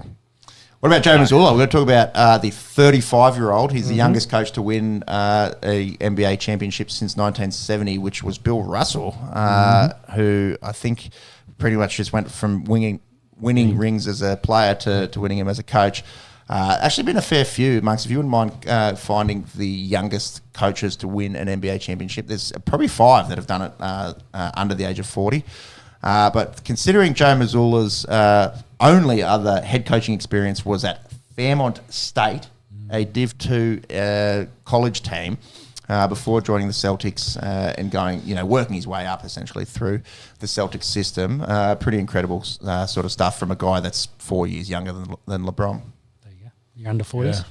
Yeah, Pat Riley, Alvin Adels, probably Tom Heinsohn, probably not many people familiar with those names. They're 70s and 80s guys, but all under the age of 40. Tyronn Lue, most people know him with his tenure at the Cavs, was 39 when he won it back in 2016. But Joe Mazzulla at the ripe age of 35 coaches the team to the championship. And nice moment there, I think at 3 a.m. Out on the court, empty TD garden with the wife. Yeah. So that's what you do it for. Mm-hmm. That's it. Any NBA news that's not related to the finals? We've got a new coach at the Lakers. Speaking of young coaches, JJ Redick, he'd be older than Mazzulla. He's probably not 40 just yet. He might be 40. Yeah, and I think he started the podcast with LeBron during the season. So it's a good podcast. Yeah, it is. So but you kind of saw maybe that chemistry right on the wall. Well, yeah, if he's a coach, I'm assuming LeBron's not going anywhere, and probably Bronny James is going to be one of their selections, I'd say, in this upcoming draft. He's 39. It was right on the cusp. There you go. Right on the cusp. So you'd imagine no podcast for JJ this year. You never know. It might be an interesting podcast.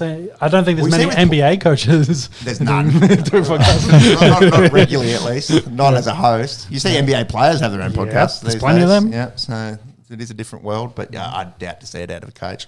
Yeah. And then a huge news, and not just for NBA fans, but especially for NBA fans down under. All the talk around Josh Giddey, essentially over the last few months, was where's he going? Because we kind of had the feeling that he was on the outer at OKC. Certainly not on the outer with his teammates. They seem to they all get love. around him because showing him love. Missing him there, so yeah. So he goes to Chicago for the White Mamba himself, Alex Caruso. OKC kind of look a little more scary, I think, with Caruso there, and a nice chance for Giddey to revamp his career in a incredible franchise. Yeah. I've got the Bulls gear on at the moment. Yeah, I think they were looking for a ball replacement as well. So, that Giddey's still super young. He's still got a lot of growth to do, and let's see what we can do going into the Olympics as well. He's going to be a big part of that, and maybe get a bit of confidence coming out of that series and take that into the Bulls for next season. Bro, he's 21. And coming off an insane season off the court, obviously. Was his only second year or third year? Third, I think. Third. Yeah. It's still. Yeah. A lot of shit happened off the court. Yep. And He's got to deal with all that external noise, and it's hard. I think I would struggle with that in my 30s, let alone being 21. So, three good years in the NBA. Obviously, a down year in terms of his numbers. Hopefully, can rebuild over there in the Windy City. True. There was a few photos getting around of him at nightclubs with former AFL wags during the week. So, I think he's doing all right. Definitely old enough to be in the nightclub. Exactly. Olympics as well. Nice shout. Not far away at all. Boomers will certainly be hoping for medal contention. Who's a good smoky? Canada. Yep. With his former teammate SGA, Jamal Murray. We've seen what he can do and a reasonable front court. Obviously, on paper, no one should beat the USA. The USA team they've put together is stacked, beyond stacked. Open up that Boomers one there, Monks, and just run us through some of the big names playing for the Boomers. Paddy Mills is going to go around again. Obviously, the younger guys like Josh Green, Dyson Daniels will be looking. The Exum's in the squad as well. Yeah, they'll be looking to Giddy, of course, to shine. And probably the biggest name out of that. So I'm pretty sure Ben's still hurt, so Ben Simmons won't feature. Yeah. And I'm going to try and find some Olympic odds. Scroll that down first, Timmy. What do we? Does it have a list? Does it? Oh, there we go. They've named it.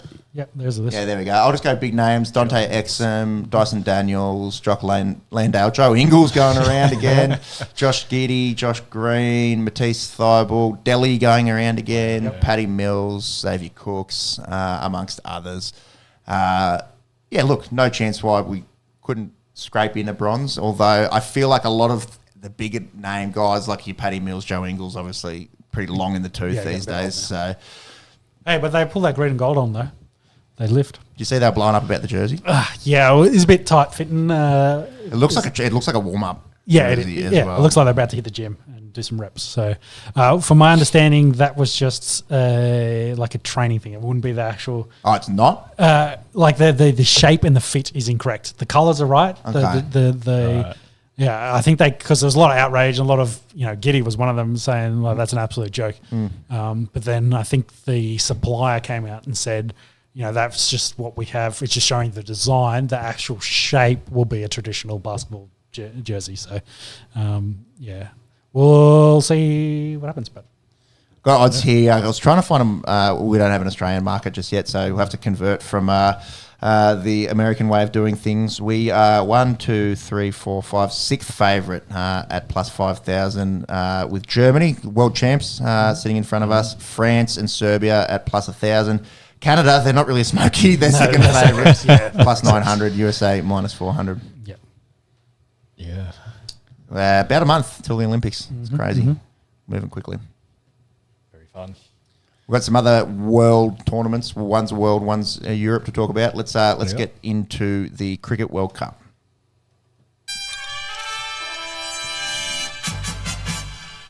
Into the Super 8s. 2 games played in both groups of the Super 8s. We'll get to Australia in just a second. The group stage, few big names not making it out.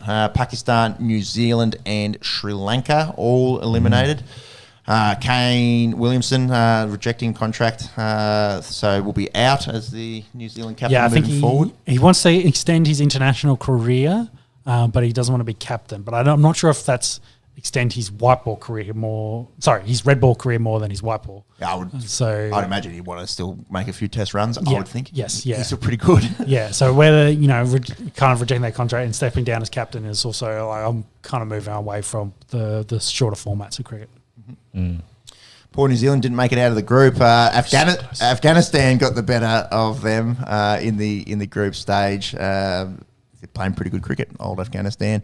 Pakistan didn't get out with USA. We spoke about it a few weeks ago, beating them, and Bangladesh knocking Sri Lanka out of their group. It come down to the wire in the Australia-Scotland game. We could have thrown the game. I think we had it possibly. We had it in hand, and it was just like 13 from 12. I think was the last 2, and just could have seen a few out. It was like, oh, that's a good ball. Keep that one out. But no, we had to swing and hit 6s. So, well, you see, the ICC was saying there'll be sanctions as well if they felt like they threw it on purpose. Yeah. So maybe they just Also- tried to keep the net Also, run fuck rate down. England. So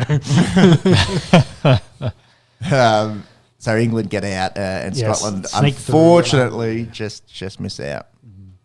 Let's talk about our group, Group A in the Super 8s. India beat Afghanistan in the first game to kick it off. Surya Kumar Yadav, pretty good in that one, as well as Rashid Khan. And then midweek, Australia beats Bangladesh by 28 runs. Paddy Cummins, 3 for 29, a hat-trick. Only to outdo himself a few nights later. get another one. Good to see Davey Warner amongst the runs, and Stark has the most World Cup wickets in terms of ODI and T20 So 20, yeah. combined. Yeah. So probably a little bit of a fake stat because A little fake, but I don't mind it. yeah. But of all those that are currently in this era of bowlers, he's at the top with the most wickets taken. Do we know why he didn't play today? That's a great question. I do not know, and we've been asked that in the chat as well. Like, why was Starkey not playing? Considering of that fact, he's taken the most wickets in a game that you must win against Afghanistan because they're probably one of your direct threats in this group. Why didn't he play? Who took his spot? I was just trying to find out who was playing in this game. We had two spinners, so they went with Agar and Zamps, whereas they hadn't been playing two spinners in the pool games. What was the pitch like? Was it? Rashid was making it fizz, and Agar went for 17 off his 4 overs. So you could argue there that that was a right sort of selections. Yeah, he wasn't. It was just a selection thing. So no injury there. Yeah, I didn't think he was injured. I was thinking maybe rest, but I don't think you should be resting No. anyone in games that are must win. Essentially, agree. Yeah. So. Yeah, Look, you look Agar at- got one maiden, and like you said, 17 runs was pretty good. Yeah, Hazelwood was probably the one that got hit around the most. Stein had to bowl 2, and probably just didn't take enough wickets really to kind of slow the Afghans down from. And They started really well. Yeah, credit actually. to Afghanistan. Their opening partnership was 100, wasn't it? Yeah, 110. Well, yeah, probably about 100. And they just sort of played a T20 innings like an old ODI innings, like knock it round, go at 7 and over. That's obviously very quick in ODI cricket, but then you've got wickets in hand at the 10 over mark, and then they were able to build the run rate up and make 148, which was obviously proved to be enough. And the way that this World Cup's played out, you probably back yourself, defending anything over 130, 140, depending on what the wicket's doing. Yeah, and I think probably the Australians didn't start real well. It's a comparison with Head going for Third ball. for 0, and then Warner following not short after for 3. So. Yeah, we were 2 for 12 or something. Yeah, and wasn't then it? 2 for Marsh 16. followed at 12. So no one outside of Maxi, no one really fired. Stein was 11, David was 2, Wade 5, Cummins 3, 2 for Agar, 9 for Zamps, and 5 for Hazelwood. So really only 3 over double digits, and most of that with Maxi getting 59. So yeah, that's not great. You just had the feeling that viewing Maxi for was them. going to do what he did in the World Cup last year against this same team and break their hearts. But look, maybe with a little bit of sort of poetic justice for the Afghans who went down to Australia in the ODI World Cup last year from essentially the best innings we've ever seen. Yep. So maybe a little bit of sort of karmic gear going that way. But geez, I think I messaged you boys in the chat saying this would be a nice little redemption for Maxi, because since that knock has been He's been averaging really struggling for IPL form, and had this his worst tournament, IPL ever, hasn't really fired in this World Cup just yet. And credit to the Afghans. Monks, if you wouldn't mind just scrolling down, that big rig bowler, what's his name? Gulbuddin Naib, he had 4 for 20. Looks like he doesn't mind the old iron church either, but looks like he pumps more weights than Stoinis does. He was fired up, and they fielded like incredibly. They fielded like we normally field, where they just took every catch and were putting pressure on. They probably got a sniff getting the boys early and thought, hey, we can probably defend this total. And they rose to the occasion, and I believe that's the first ever win against Australia in any format. Yep, So sure is. that's Afghanistan cricket's on the up and up. Yep. Now, what does this mean? So India beat Bangladesh by 50 runs in the other game. So India have won 2 games convincingly. Their net run rate's 2.4, well ahead of ours and Afghanistan's. Luckily, India beat Afghanistan by 47 runs. So, pretty simple. Slightly correct. We beat India, we're sweet. Yep. That's the easy one. That's easy. That's the easy way part. to do it. That's Beat India, the easy we're way to do it. That's the easy way to do it. We'd lose to India, we're in a lot of trouble because then it's up to Bangladesh. Bangladesh and Afghanistan play after we play India, so they'll know exactly what they need to do. There is a scenario as well where, say we were to hammer India, absolutely hammer them, And Afghanistan absolutely hammer Bangladesh. India could miss out, which would obviously all the cricketing gods of every planet, every country on the planet, or maybe every planet in the universe, I don't know, would be hoping that happens outside of India. Having said that, it's probably less than 1% chance. Don't run that one through ChatGPT because it's probably not worth it. Pretty much, Mitch Marsh said post-game they know what they need to do. We have to go and beat India. So, look, we thought... if you're going to win this tournament, you've got to beat India. Yeah, at some stage, we thought it might have been a final, but Yeah. it's going to be in a Super 8s game by the looks. Yeah. What time is that game? Is that going to be one of those 10:30 a.m. games here? 24th of June. And If you go sports bet, that'll that's be... in 2 days. Back to sport. Oh, actually, no, that's a good way. That's our time, isn't it? Yeah, so that's 12:30. 12:30 a.m. Tuesday. Jeez, that's a rough time. Yep. Middle of the night on Tuesday. So that's Monday night going into Tuesday. Yep. Yep. Yeah. Yes. Yeah. Anyways, might be a little bit of checking the phone sort of gear from bed. Yep. Let's jump over to Group B, where South Africa are looking pretty sweet. They've won both of their games pretty comfortably. Quinton de Kock continues to fire, 74 and 65 for him. Kasigo Rabada pretty good with the ball, especially against the USA. England, you see them chirping as well in that game. The Barmy Army, they were flying the English and ended up losing that one. So you hate to say that. England did win against the Windies, so it's a massive West Indies South Africa game upcoming. Given that England, you'd think, probably beat the USA. Could be a little bit of shenanigans as well. Yes. Say the West Indies were to miraculously beat South Africa at home with a really good net run rate of 1.8. After hammering the USA as well. So Yeah, so and that's USA's done. So. and South But Africa. that's a good tournament, I'd say, for them. Oh, definitely. well. That bloke that got Kohli first ball, plays semi-professional cricket. He'll remember that one forever. And when I'm talking about shenanigans, I'm talking about West Indies actually legitimately going in and beating South Africa because South Africa can't leave that to chance. Their net run rate is only a tad above England's. So if they lose, they're in a lot of trouble. Oh, yeah. Bit of fun to play out in the next couple of days. Yeah, yep. Well, are those two games tonight or are they tomorrow night? That's tonight. That'll be tonight. Yeah. So some fun games tonight. I won't be staying up all night to watch England and USA, unfortunately. Not that 3 much of a hour trip. and 6 minutes time. Go USA. All right. That's it. Let's, do you want to go through some Oh, yes. Yeah. Stats. stats, Love it. some leaders? Ramanullah Gurbaz, 238 runs for the tournament. He's the guy that scored 60 against us today. And what about that Andre Gu? I don't know if that's how you say his surname, but I think he's South African-born Yank. He's third, so a tournament to remember for them. See if you can find the Go bowlers forward. there, Monks. You did have it, didn't you? I did. Yeah, no Australians in the top wanted to five. go- which I For- think yeah, is a not little for bit runs. Concerning. For Yeah, runs. Full Puran table. and De Kock up there. Just go down to bowlers because Zamps has had himself a tournament. He's second with 13, and that Fazal Haq Faruqi for Afghanistan 15. So they've given themselves a bit of a 1-2 punch with their bowlers leader. with Rashid. Arshdeep Singh, Hassan Sakib, and Anarik Norkier roll out the top five for the bowlers. Yep. Can you go to high scores? I don't think we've seen a ton yet either. I think the highest. It's been a very low scoring I think tournament. Phil Salt maybe had 80 odd the other day. What's interesting in seeing those both scroll lists, across, can you? which might be good for the Australians, was there's not a lot of Indians featuring either. So Yeah, well, that's true. so.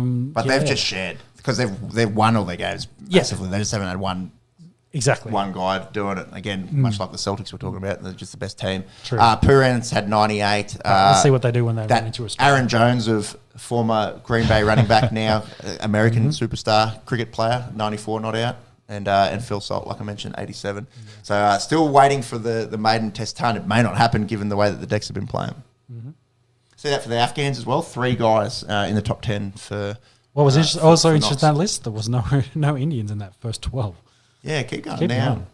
So like you say, they have been Head knocking it 68, around. Stoiner 67. No Indians in the top 15. So no Indians have made more than 63 in this. Quite an interesting game coming up. Yeah. Come on, boys. Come on. We'll be right.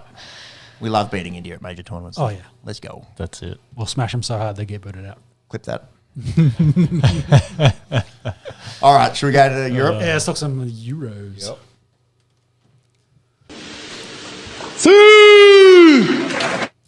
Do a quick run through the groups and then look at all the possible scenarios. This is a nice little place to talk about things, given that every team has played 2 pool games, and all of these third round matches kick off tonight, and they'll play them simultaneously, as they often do in soccer. So it all happens live, essentially. Germany, they're through in Group A. The hosts have looked really good. Smacked Scotland up in the first game 5-1, had 73% of the ball, and had a disallowed goal. Could have been 6-1. Switzerland looked pretty good against Hungary, winning their first one 3-1. Did you catch the German kit in the Germany-Hungary game? It wore like this pink and purple away kit. Looked very much like a third strip or an away strip in the APL. Okay. Best-selling jersey in German history, apparently. So this has done pretty well. And they played pretty well in it too. Goals to Jamal Musiala and Ilkay Gundogan in that one. That Musiala, I don't know if you boys have seen much of him. He's a 21-year-old Bayern player. He is the shit. He's really good. Also could have played for England. Split time between England and Germany growing up, and is elected to play for Germany. Yep. Yeah, right. Scotland got a handy point against Switzerland. Jordan Shaqiri just shows up and scores mad goals in major tournaments, but it does keep the Scots alive. They're in with a chance. They play Hungary tomorrow morning. It's must win both games. Both of those teams in that game, I should say, given that Scotland are on 1 point and Hungary are on 0. It's slim chances, but given, if you finish with 4 points in third, you're probably a good chance of going through. Yeah. So it's must win for both of those. Draw and they're cooked. Yeah. Germany could rest players against Switzerland, but given if Switzerland wins that game, they'll jump jump Germany. I think we'd probably see Germany try to go out and get a lead and then maybe park the bus and take the foot off the gas a little bit. Their goal difference pretty handy, +6. Yep. Over in Group B, the for lack of a better term, group of death. It's essentially looked like a group of death for teams that aren't Spain. Spain have looked fucking really good. And it's that sort of younger Spanish mob coming through. Nico Williams looks incredible. Lamine Yamal, 16. He's going to play, probably 4 or 5 of these things, you'd think. Yeah. Starting as a 16-year-old. Wild. And they won 3-0 against Croatia. Probably could have been a little bit more. And their 1-0 win against Italy could have been 3 or 4-0 as well. Completely dominated both games. They haven't conceded yet, and they play Albania Tuesday morning. So they could essentially rest players and still finish. Already locked in the seeded position for the round of 16. So It looks that way as well. Yeah. So they can do whatever they want. result doesn't really matter. And Spain's second team is pretty good as well. Yeah, right. So it's interesting now for all the other teams there. Albania haven't been easy beats by any means. Scored very, very early. In fact, the earliest in European history after 23 seconds in that Italy game. Italy hit back pretty quick though. They had the lead by 16 minutes in, and then held on with goals to Bastoni and Barella. And then Albania getting the draw against Croatia. So we've essentially got a knockout game for Croatia and Italy. on Tuesday morning. Italy on 3, Croatia on 1. So draw definitely no good for Croatia. Draw might be enough for Italy, but they both want to win that for sure. Group C, a lot of eyes on this group given England's in there. They've got the 4 points, haven't quite got the 6 like Spain and Germany aforementioned. What have we thought? Have we seen much of England's highlights? Well, I thought it was interesting them drawing essentially, but looking at with Denmark, I saw that during the week. But it's an interesting group because there's not a lot of wins in that at all. A lot of draws. Not a lot of goals. Yeah. So England, top of the group on 4 points, 2 goals, 1 against. Denmark, 2 points. Slovenia, 2 points. Serbia, 1 point. England in that second half against Denmark looked pretty ordinary. So I watched pretty much all of this. Really nice goal from Morten Hjulmand for Denmark. His first international goal. Good time to get it. Yeah. Having said that, I just feel like on paper they're way too good. I don't think they'll have any dramas against Slovenia. They should win this group. I have seen there's some chat about their head coach, Southgate, the manager, essentially, and maybe his lack of preparation or structure or game planning, as you will, to go into these sorts of games, and some of the responses he's giving in press conferences post-game as well as kind of angering English fans or boggling the mind a little bit. So, there's some questions there. Like, probably at this stage it won't matter too much. They'll win purely on talent.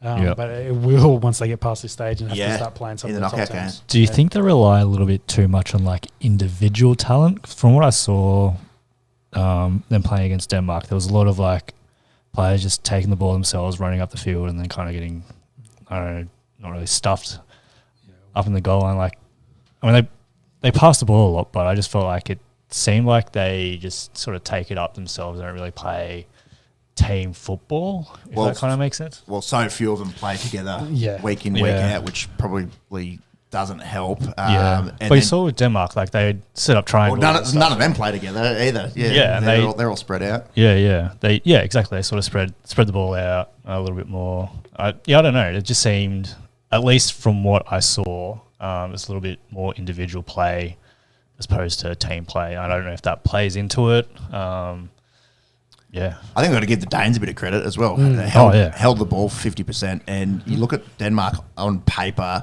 here and look at some of the clubs, Eriksson and Højlund at United, Højbjerg at Spurs. They've got guys at the biggest clubs in Italy. They've got guys at big clubs in Germany. Andres Christensen at Barcelona. Kasper Schmeichel getting old now at Anderlecht, but was famously Leicester's keeper when they won the league. I'm just looking at all those midfielders playing for Brentford. Like, not top tier team, but the fact that they play together. Well, that is the exception. I don't know how many of those guys have started. I was going to say that. Denmark's pretty good. Still, England on paper should be getting past Denmark. Well, the Socceroos beat them, at the World Cup. Socceroos are good, bro. Yeah, bro. Highest ranking we've been in quite some time, actually. Helps when we get to play Bangladesh in soccer and cricket. England, I think, like you said, Sean, I think it's going to be this round of 16 quarterfinals games, and there's going to be a lot of scrutiny. It'll be a lot of scrutiny on Southgate because you got guys like Cole Palmer who haven't played a minute, and the way that he played for Chelsea this year, you'd think. I thought he was close to starting. So the fact that he can't get on to play 20 at the end of the games is interesting. Yeah, some serious questions, especially considering they're not like scoring massive goals. Like you would think they'd bring on extra options to try some things. Well, and the whole Trent Alexander-Arnold as the double pivot with Declan Rice, I don't know if that's their best move either, given that he plays as a wing back for Liverpool week in, week out, and they've asked him to go play a very different position. To run that 4-2-3-1, it probably... Maybe in hindsight they might think, is he the right man for that job? And Kobbie Mainoo, he's only 19, but that's literally the job that he does for United. Maybe some tactical things there. Having said that, they're top of their group. They've got 4 points. I think they'll beat Slovenia handedly and finish with 7 points. So it's going to come down to these knockout games, I think. Slovenia have been no slouch on them. They've just been drawing games as well. Yeah, they There's haven't no real lost. losers in this. Slovenia hasn't lost. in this group so far. So Keep your eyes on that Benjamin Šeško for Slovenia. He, I think he just re-signed at Leipzig, but there was a lot of chat that he might have been going over to the EPL. He smacked the woodwork from like 30 plus in the Denmark game. Group D, probably the second group of death with France and Netherlands both on 4 points. Poland's pretty much done in that group, and Austria looked pretty good in their win against Poland. And the only 0-0 draw so far of the tournament was in this one, and there was the disallowed goal with the keeper possibly being obstructed. It's offside, like there's no doubt he's offside, but does he affect the play? Is the question. So he could have kept running if he was in the net and, isn't sort of within. Yeah, if he was out of play. It's Yeah. probably the goal stands, but there is an argument there that the keeper can't actually dive at the ball. He's probably never stopping it, but he can't do it because there's a Dutch player there.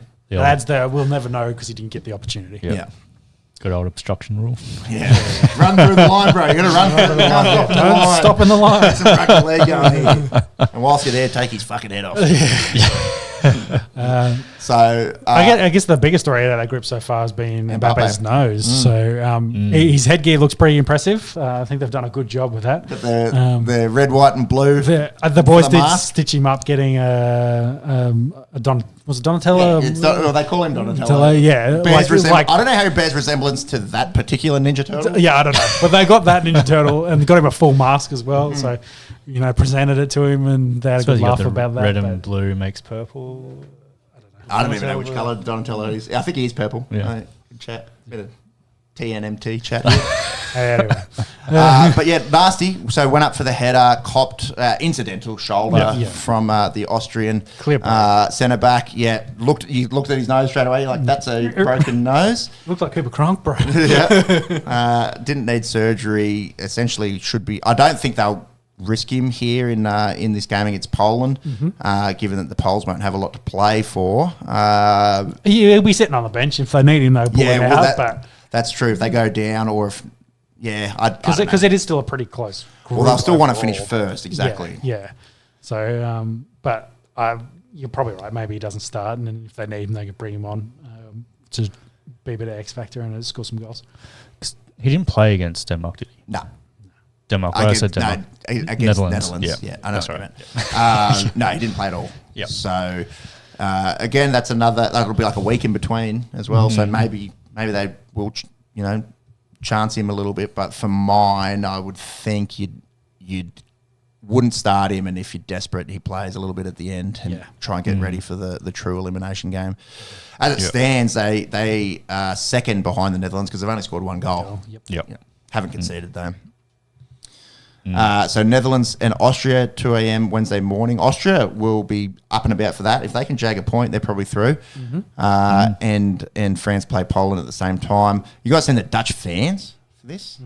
Fucking crazy. They've been loving it. Oh man, You're right. check out some Twitter of the streets, both in Germany and across in the They Netherlands. travel well, especially in Europe. So. Yeah, just bouncing around. Seas of orange. Yeah, they get that dance going and they're going left and going right. They're going to have the F1 there next Check week it out. as well. So it's with Max also dominating F1 at the moment. Too. Europe's pumping at the moment. Yep. I hate you and your friends that are over there at the moment. Should hang out here for a Canberra winter. Yeah, so much more fun. Group E, this is it is the most interesting group in terms of what can happen because all scenarios are on the table. All teams are on 3 points, so they've all had a win, they've all had a loss. Biggest upset of the tournament was Slovakia beating Belgium 1-0. They had so many chances. Lukaku squandered a few, had one disallowed for being offside. And then Romania pumped Ukraine 3-0 in those first lot of games and then complete flip around. So Ukraine beating Slovakia and Belgium beating Romania. So Belgium had to go to the 3-4-3. They knew they had to get some goals. They look pretty dangerous in that one. So that'll be Thursday morning. That's 2 a.m. Thursday. Slovakia, Romania, Ukraine, Belgium. Who do you think gets out? I think Belgium should be fine. I on Who makes up the other two? Yeah, good question. Because they're all even essentially at this point. Romania showed against Ukraine that they've got a lot of goals in them, whereas Slovakia, they've shown that they can beat Belgium. I don't know enough about the ins and outs of the Slovakian or any of these teams really. I was having a look. But they also lost to Ukraine, so yeah, well, it's complete rock paper scissors in this group so far. Yeah. On paper as well, there's a few of these Belgian guys that are aging a bit as well. So were world number one with this set of this playing group just a few years ago. Haven't won any major tournaments. Yeah, exactly. Haven't capitalised on it. Yeah, they want to go deep in this tournament. I was looking at the Ukrainian side as well. About half their players play in Ukraine. So Shakhtar Donetsk and some of those other eastern teams in Ukraine obviously haven't been playing there. Ukrainian Premier League still running. Yeah, just all in the west of Ukraine. Yeah. So obviously means a lot for them, given what's happened over the last few years. Yeah. And then probably a team to really highlight at the moment, Portugal have looked dangerous. Have shown that they can score some goals. If netted 5 and just conceded just the 1. They're through. They're on 6 points, and given their goal difference, they could probably lose their game and still finish first. They play Georgia. I don't think they're going to lose. I think they'll rest a few and finish with 9 points. Give the old boys a bit of a rest, I'd say. Yep. Turkey, they scored some crackers of goals against Georgia. That young Arda Güler, he's 19. He's at Real. Can you check? I think he's at Real Madrid. He scored an absolute cracker and a nice volley from Mert Mulder. I must have missed a memo because all the English commentators these days, or the commentators speaking English, whether they be Australian or English or whatever, they say it Turkey now, like Turkiye. That's the food. Yes. Well, I don't know. Or the bird, I mean. Well, it's how you say it in Turkish. Yeah. But if we're doing that, why is it not Italia and Deutschland and all the rest of it? Anyways, that's my pet peeve. Run us through this Güler. Yeah, he's Fenerbahce junior and he's at Real Madrid. Keep an eye on him. He's actually really good and a cracking goal. Yep. Own goal is the highest score. I've seen the jokes about Chelsea are chasing this bloke called Own Goal because he's been top in the Euros. But yeah, there's been a lot. I think it was like 6. Clear out in front of everyone else as well. So. Been some freaky ones. So that Rudiger one was like it hit his head and just somehow looked like a Madden glitch, like just straight into the back of the net. That Caliafori one, that was the one against Spain. Cross comes in, keeper gets a hand on it. He's running back, hits him, and it looks like he just boots it straight in the goal. So there's been a few sort of unlucky ones. But yeah, own goal together. It's not one guy. But if own goal was a guy, he's got 6. Yeah. And then there's only a few guys that have got 2. So Musiala, we mentioned before, Ivan Šranc from Slovakia. And then how about Georgia at their first tournament? Georgios Mikuadze. That's definitely how you say that. Shout out to Georgios. He's netted himself 2. Who do we like? I think Portugal looking very dangerous. I think Spain. Yeah, incredibly talented. I think Portugal and Spain have shown their best so far, and I think France and England are probably still waiting for it. And Germany at home is always going to be dangerous. Yep. That's pretty fair. I think that's probably the 5 that we had beforehand. Maybe Belgium or Netherlands or Italy could upset some teams. The German home field advantage seemed to play really well in their first 2 games. Massive game in the morning going up against Switzerland.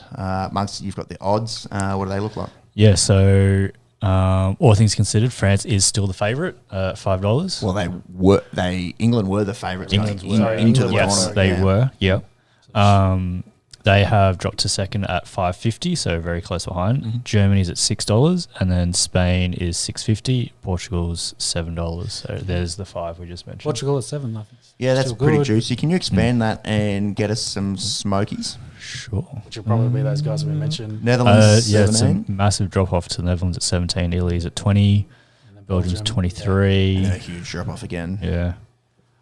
I think outside of that big 8, I can't see Austria or Switzerland winning the whole thing. No.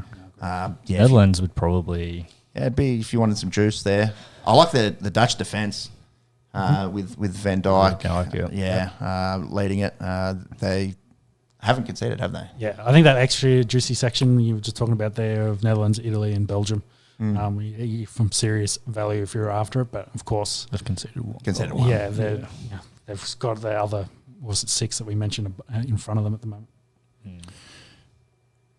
What have we got? 8 hours till we know the fate of the Group A teams. Come on, the Scots. Up the Scots. Yeah, we've got soccer the next 3 days in a row. Don't we? Yeah. So Monday, Tuesday, Wednesday, Thursday, 4 days. 4 days. And then we'll have all the group results. By the next time we pod, we'll probably be in the quarters, I'd imagine. Those round of 16s will all be confirmed.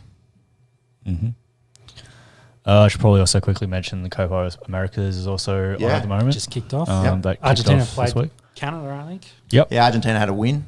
Messi played, did not score. Yep. Who else? I saw Venezuela had a win. They normally pretty ordinary as far as South American teams go. Yeah. USA Bring them up. are hosting, so a lot of the NFL stadiums getting a run. Which did look very nice and promising for the next World Cup. Yeah, well, true that. Yes, Yeah, it's true. like a little practice for 4 years' time. I think. So Argentina had a win against Canada, Peru and Chile draw. Venezuela beat Ecuador, and Mexico beat Jamaica. I think this tournament is all USA as well. Mexico not getting any hosting rights, whereas World Cup's different. Yep. USA about to kick off tonight against Bolivia. Should win that. They've got Uruguay and Panama. Pretty soft group, I think, for the USA, and then Brazil, Colombia, Paraguay, Costa Rica. Obviously, it'll be Argentina and Brazil head and shoulders above anyone else, and USA to see if they can do something at home. And Messi's last dance. You would think. Well, actually, I wouldn't rule Wouldn't it. put it past it. No, I wouldn't rule it out. I was starting to think 2026 not that far away. Yeah. Especially finishing at a World Cup in America when he's playing in America. Yep. Yeah. And really honing in on that American market. Maybe it's Messi's second last dance. Yeah, the visual of Argentina coming out of the tunnel was pretty impressive. Like they're all just milling around, and then Messi says, "Let's go," and they all just line up, and there's boom, just out like army men, just lined up, ready to go. Not heaps of changes either from that team that won the World Cup. Martinez is there, McAllister's there, Alvarez is there. A few, coming to head. Yeah, just a little bit older, but they've. Well, so many of those guys were so young as well. A few years ago when they won the World Cup. Yeah, well, there's not a huge number of caps in that. Romero's there, Acuna's there. There's Messi in that list. He's down there. He's 36. Yeah, but you look at, there's only a couple guys over 100 caps. So he uses the comparison. Well, if you click by, you can sort by age actually, because it's only him and Di Maria I think that are old. Franco Armani, keeper. Otamendi's old as well. Yeah. But outside of those four, everyone else is sort of early 30s and down. Yeah. So most of them will be playing at the World Cup. Sure. Look at down the bottom there. McAllister's 25, Alvarez is 24, Fernandez is 23. Like their premium window, they could do it. They could win again in 2 years' time for sure. Yeah, and if that means Messi's a role dude, like look at Ronaldo, right? yeah, exactly. It's a perfect analogy actually, because they're not having to run it all through him. Exactly. Yeah. Yeah. And I think that's a perfect job for Messi anyway. Like he definitely guide that squad around and put the other boys in good spots to score goals. Sort by club, that's so wild. These are. I'm just going to read out some big name clubs. Villa, you got to give Martinez, the keeper. Chelsea, Liverpool, City, United, shit club. Not Forest, bro. Yeah, not Forest. Spurs, Leverkusen just won it. In Italy, we got Fiorentina, Inter, Roma, Ajax, Benfica, Atletico, Real Betis, Sevilla, Inter Miami. No Real Madrid, no Bayern Munich. That's the only things to work on there. Is Messi the only one that plays in the Americas? Yeah, in that team. Yeah. It's funny. Well, this is where the league is. Yeah, all the other guys in their prime and probably aren't going to be selling jerseys like Messi does. No. Interesting. Be surprised if it's anything other than Brazil, Argentina, but stranger things have happened. You always have to look out for Uruguay. Yep. Colombia, a good young squad too. Yeah. And America at home. America at home, yeah. Oh, did you guys see Landon Donovan? Oh my God. So former USA superstar Landon Donovan. Google's Landon Donovan hair. This is one of those ones where it's like, bro, the Ashley Martin's not helping. Like, just wait, is just this give up on it. Was he doing commentary? Yeah, doing commentary. Yeah, he just had a he's fucking what was it? He's I don't know if it's like a transplant or... Yeah, he was having a transplant and he was told that it wouldn't show on TV. But he turned his head too far, I think was the main thing. It wouldn't show on TV? Yeah. Well, the AI going to... Yeah, although he was obviously told it wouldn't show on TV. As in he got transplant from the back of his head to the front? Yeah, I think they were working on his transplant. So they were saying, like, if he faced forward to the camera, it wouldn't show because you wouldn't be able to see the back of it. But, as you do as a natural speaker, he turned to the guy next to him. Yeah. Of course, that showed on TV. So some of his boys were getting stuck into him and he's just like, oh, fuck off. How good's that text? LD, check Twitter ASAP and prog fire your barber. Laughing emoji, middle finger emoji. And his response was basically said that I was told it wouldn't show, I had a transplant, it wouldn't show on TV. Yeah. Poor fella. I mean, it doesn't matter which way it looks. It's a rough deal. Yeah. They should have pretended he had a neck injury, chuck him in a collar, and then he couldn't. He's like, I can't tell. I'm sorry, bro. What happened to him? It doesn't matter.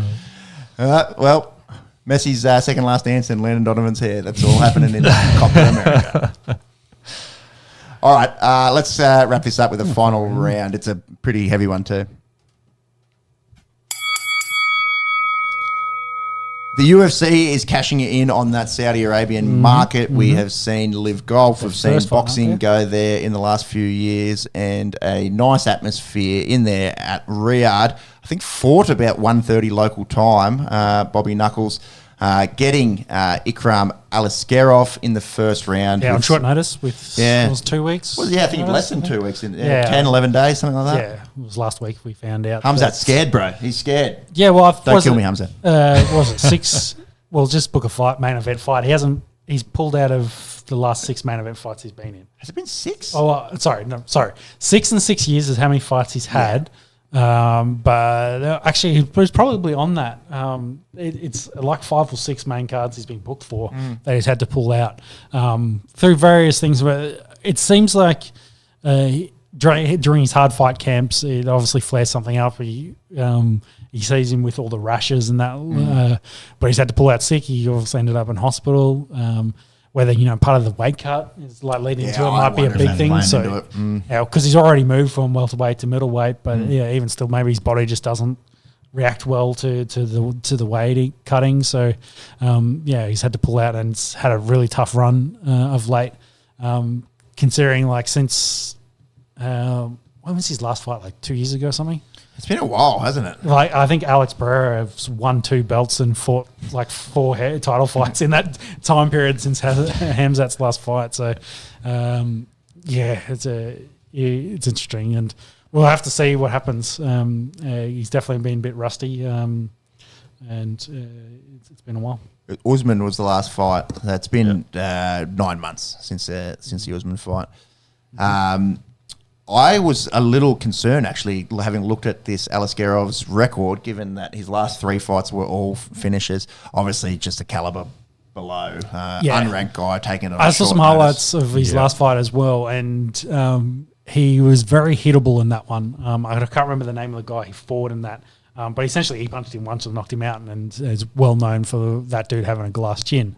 But I think Whittaker kind of showed definitely the levels, because it was very often apparent very early in this fight the reaction to his feints, and there's a good breakdown of it of Whittaker essentially throwing a feint to a body shot, and he lifts his leg, and then 30 seconds later he throws the same feint and then follows it up with the overhand right as he's lifting his leg and hits him square in his face, and he's on chicken legs and wobbling around, and then he follows it up.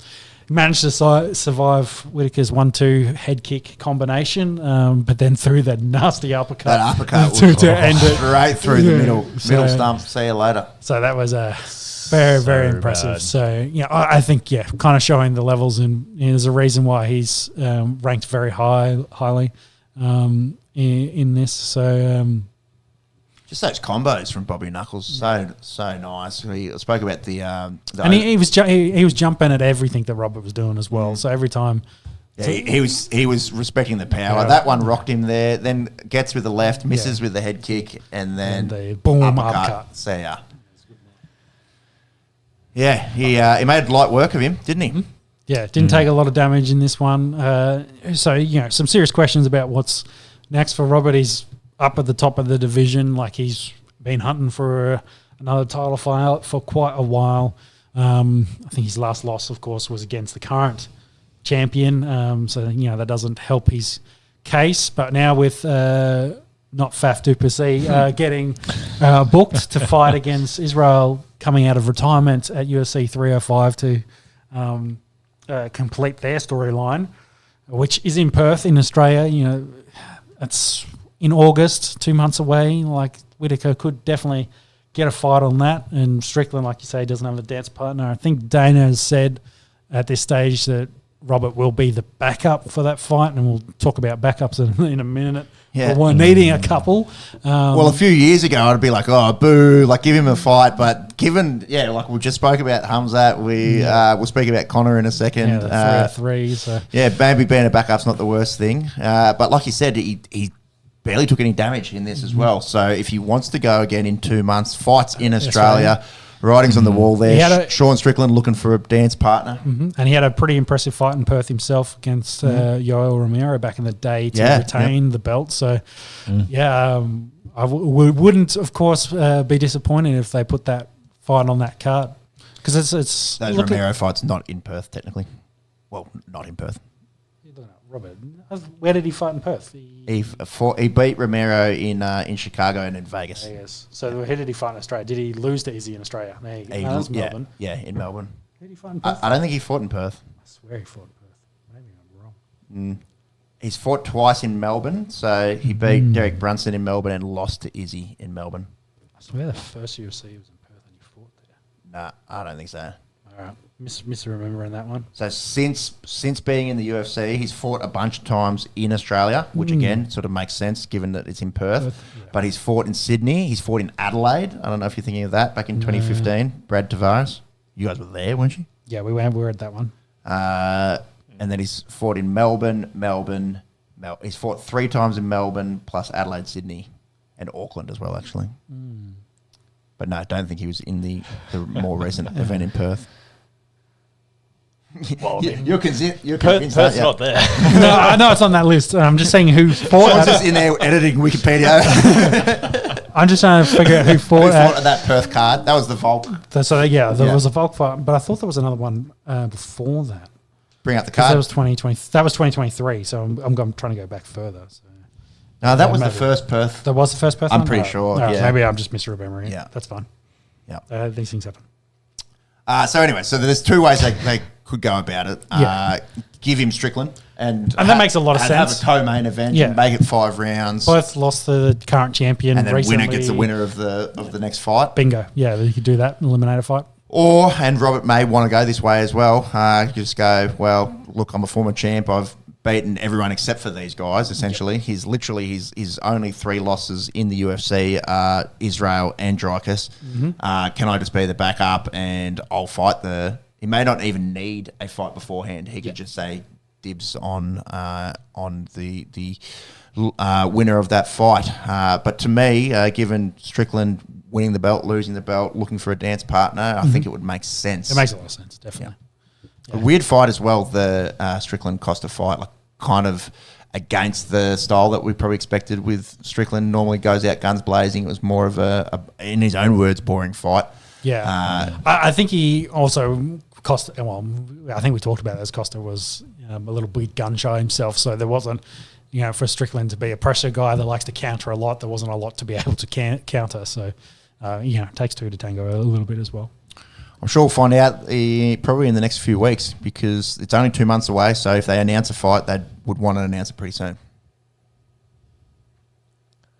What do you got up there, Max? That was just the first UFC in Perth. It did have Yoel Romero on it, but it was Luke Rockhold. Luke Rockhold. I was close. Yeah, it's a good memory. And that was Tai Tuivasa won earlier in the night. Yeah. Yep. Mark Hunt lost. They've to had him. They've had two main events out in Perth. Scroll up for us. That was UFC 221 back in 2018. 2018. There you go. Yep. So you were right. Yeah, you're right, sort of. Yeah, I had the right person. I was missing one of the. And they fought each other twice as well. Yeah. It just wasn't in Perth. It was Rockhold who lost the belt. So then Romero got it, and then I'm assuming Whittaker took it from him. Yep. Yeah, that follows. Kai Kara France has been rumoured to be in the works for UFC 305. Yep. Steve Erceg definitely didn't do himself any disservice. It's a bit of a fun fight there. Because is Kai Kiwi? So Yeah, he's Kiwi. Kiwi, a bit of Anzac there. Yep. So I think that's fun, especially for this area. Put that on, and then And Steve Erceg's from Perth as well. Yep. So Yeah, it and make then a lot of sense to have him on the card. I'm not sure if that tour fight's been confirmed, but he in a video when because he's been training with Alex Pereira recently, because Pereira is out here at the moment. Oh, that's speaking of having been, that is confirmed. Steve Erceg and Kai Kara France. Oh yeah, That's announced. So Tuivasa and Rosenstrike potentially as well on that card, which would be pretty good. Middle of the pack heavyweights that like to throw bombs. That'd be an interesting one there. And Casey O'Neill, another Aussie fight for women's flyweight, getting Teresa Blade. I don't know too much about her. So then to round out this fight night, Volkov wins behind his jab in the heavyweight. Two Russians going at it. Yeah, and I think kind of show. It's funny. He was getting his hair combed in between rounds. Was he? Yeah, Really? yeah. See if you can bring that up. Just see if you can get to the end of that round, and they will comb his hair to the side. But behind his jab, he won this quite handily, got the decision win. Volkan, if you remember that name, I'm pretty sure he fought. Yeah, Ozdemir. He 40 something, wouldn't he? Yeah, he beat Johnny Walker, knocked him out in this one. And then Calvin Gastelum, who couldn't make weight, did win a decision as well in his catchweight fight. Ozdemir's 34 to go on 35. My apologies. Yeah. Can you check his record? Who did he fight for the belt at one point, or does he just get real close? I don't think he's ever fought for a... Oh, no, he's fought Prohaska. I don't think he's ever fought for a belt. No. He's been close. He's been in that conversation for a while.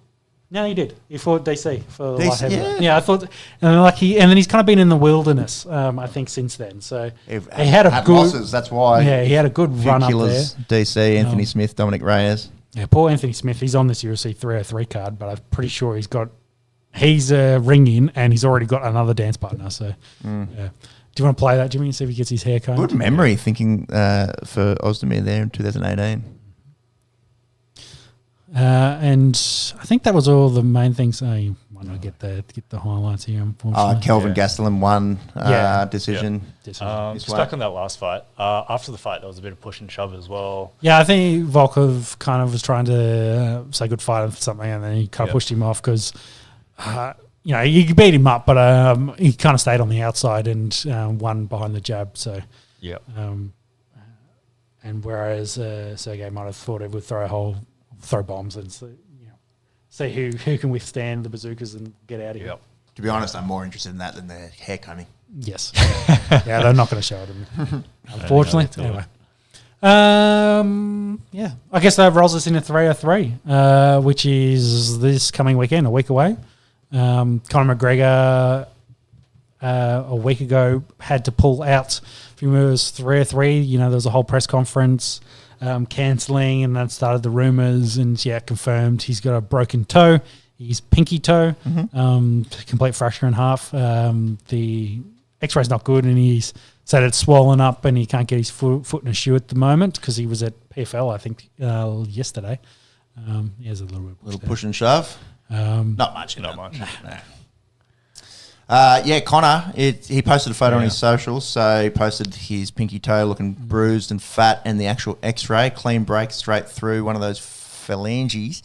So different break than say what Mitch Moses has gone through, which is the same fifth toe, but metatarsal versus phalange. So you can weight bear on these. You'd never need to have surgery on these, essentially. Yeah. But would you do a UFC fight and throw a bunch of kicks with them? Probably not. Probably not. Yeah, he's got an argument there to not have to Yeah. go through this fight. And plus, it's Conor. He kind of doesn't need to come into a fight hurt again. Famously did that in his last one. We know how that ended up. Yeah, so we're talking about that pre-show.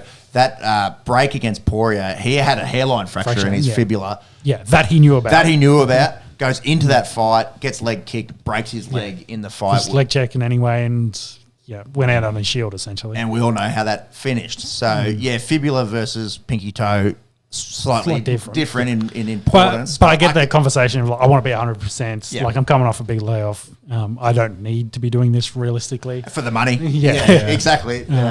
I think they wanted to see how it would heal, in the lead up to. That's why there's a whole conversation about what's happening in the back and forth. They were going to need replacements. And then, it wasn't going to heal in time. It wasn't going to be ready. So I think they're going to rebook it. Yep. To, 305. I think it's probably like a 307 is what they're targeting. Jeez. End of August, September-ish. I was going to say, if they were running it in 2 months for the Perth people going mental. No, I don't think they'll be in Perth. I know 306 is at the Sphere.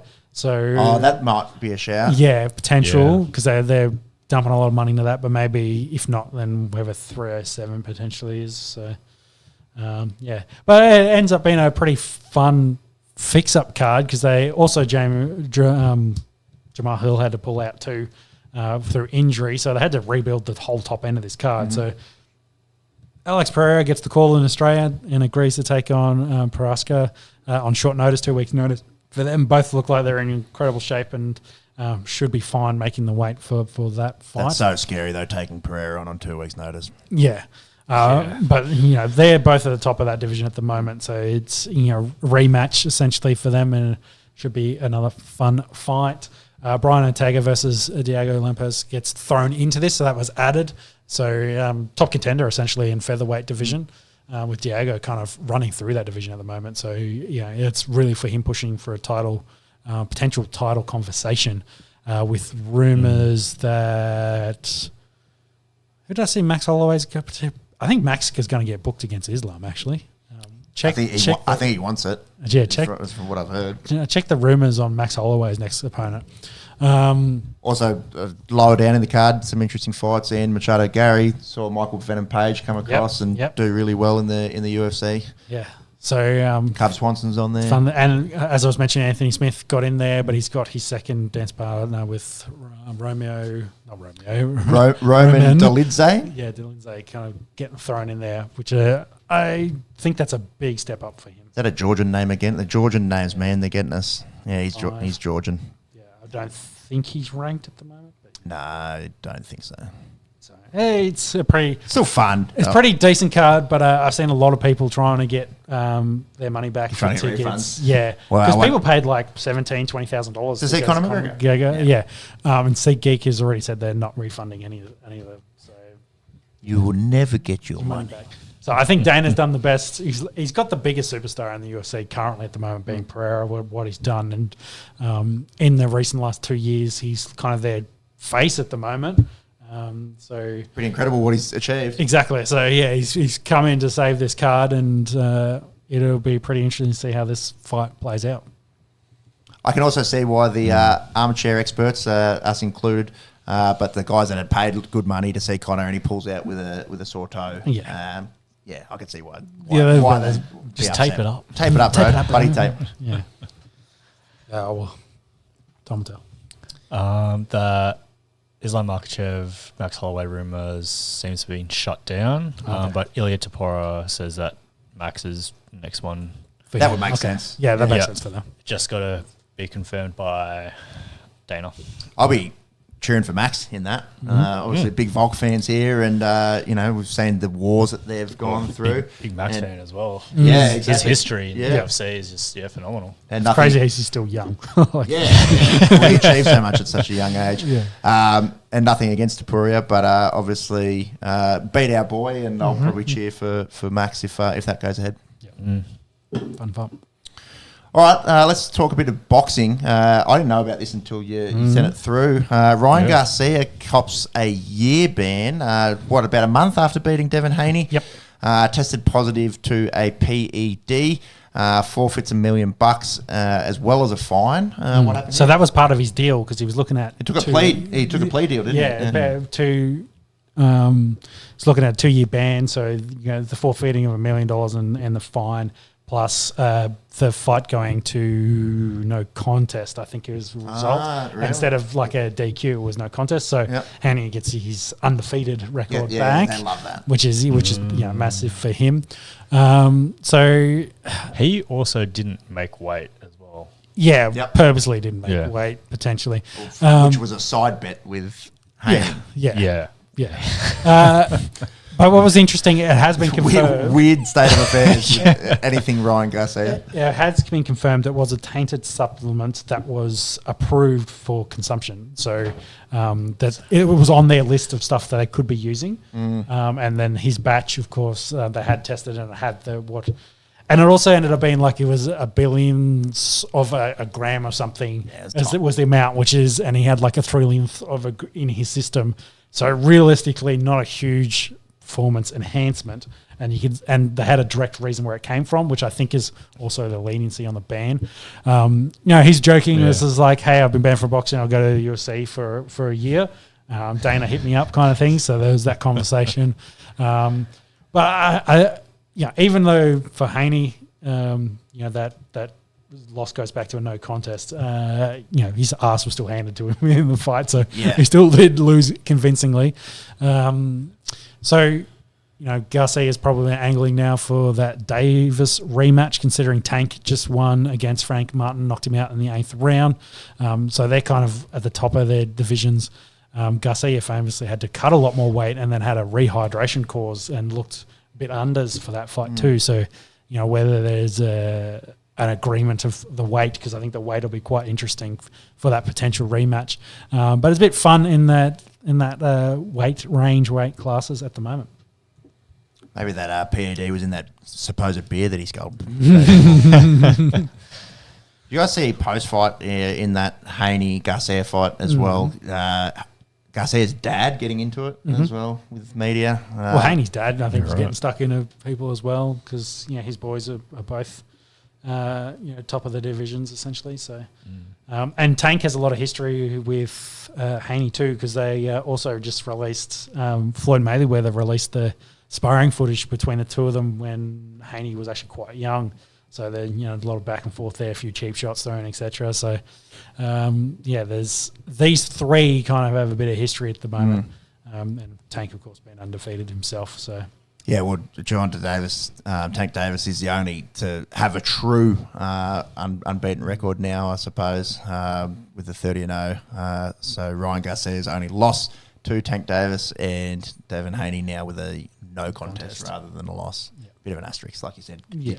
Still got whooped. Everyone saw it. Yeah, and then I think Stevenson's the other one that's kind of been hanging around in the wings for this kind of. To the trio as well. So, some fun to happen in those divisions. Boxing's fun at the moment. Jake Paul, Mike Perry. Yeah, and, we talk, I think, about Mike Tyson having to pull out of his after having a medical episode on the plane, essentially old man. Totally forgot about that. Yeah, so to fill in, they needed something to replace that because I think that's going to be booked at November-ish. Mike Perry's, put his hand up and gets Jake Paul. And it's quite interesting because you look at Mike Perry's recent record, and he's the bare knuckle fighting champion. Is this going to be a bare knuckle fight? Or? No, I think it's gloves in boxing. But Mike Perry's the face of bare knuckle boxing at the moment. He's been knocking out decent former UFC champions as well. So if there's some good names on that list, that's his UFC record. Bare knuckle record. Undefeated, 5-0. So Luke Rockhold, Michael Page is on there. Eddie Alvarez as well. So, and there's, by knockout stoppages as well. Like he's made bare knuckle fighting his realm.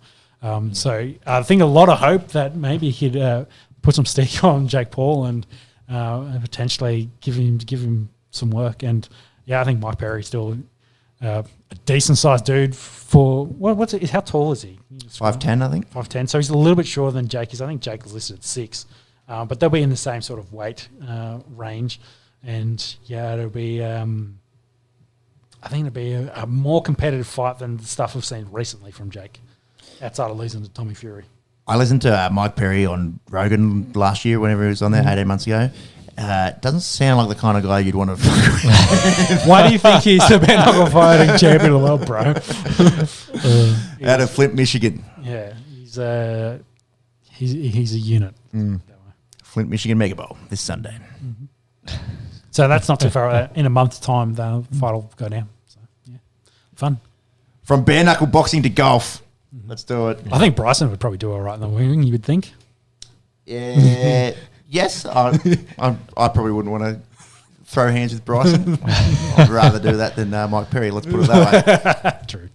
Wins his second major. US Open. Good for Liv, not good for the PGA faithful. And it's Rory McIlroy who was the face of the split last year. Yeah, misses out. Missing putts under 3 foot on both 16 and 18. It was like 490 odd putts. Wasn't it? I think All season. I think it was the last under 3 foot. The last time he missed one was 490 something putts ago. So it was a crazy start, and it was. Capitulation. Whether he it was a bed shoot. folded. So It did break a lot. Like you look at especially the one on it was 18. very and late too. So, but it was tough. It was hard to watch. But Bryson, I think as a champion's been pretty fun. Post that run around the course, signing all the autographs. He's a real fans of golfer. He's turned very likeable, hasn't he? And he's really worked on his short game. So the knock obviously was, this guy, should be in long drive competitions and not on the PGA Tour. And then he goes to Pinehurst with some of the craziest greens, seen in recent memory, and hones in his short game a fair bit. And that chip from the bunker, the pressure was still there on Bryson to finish late on Sunday, and he got the job done. Wins his second major. Yeah, and there's been Roy's had an interesting month and a half with off the course.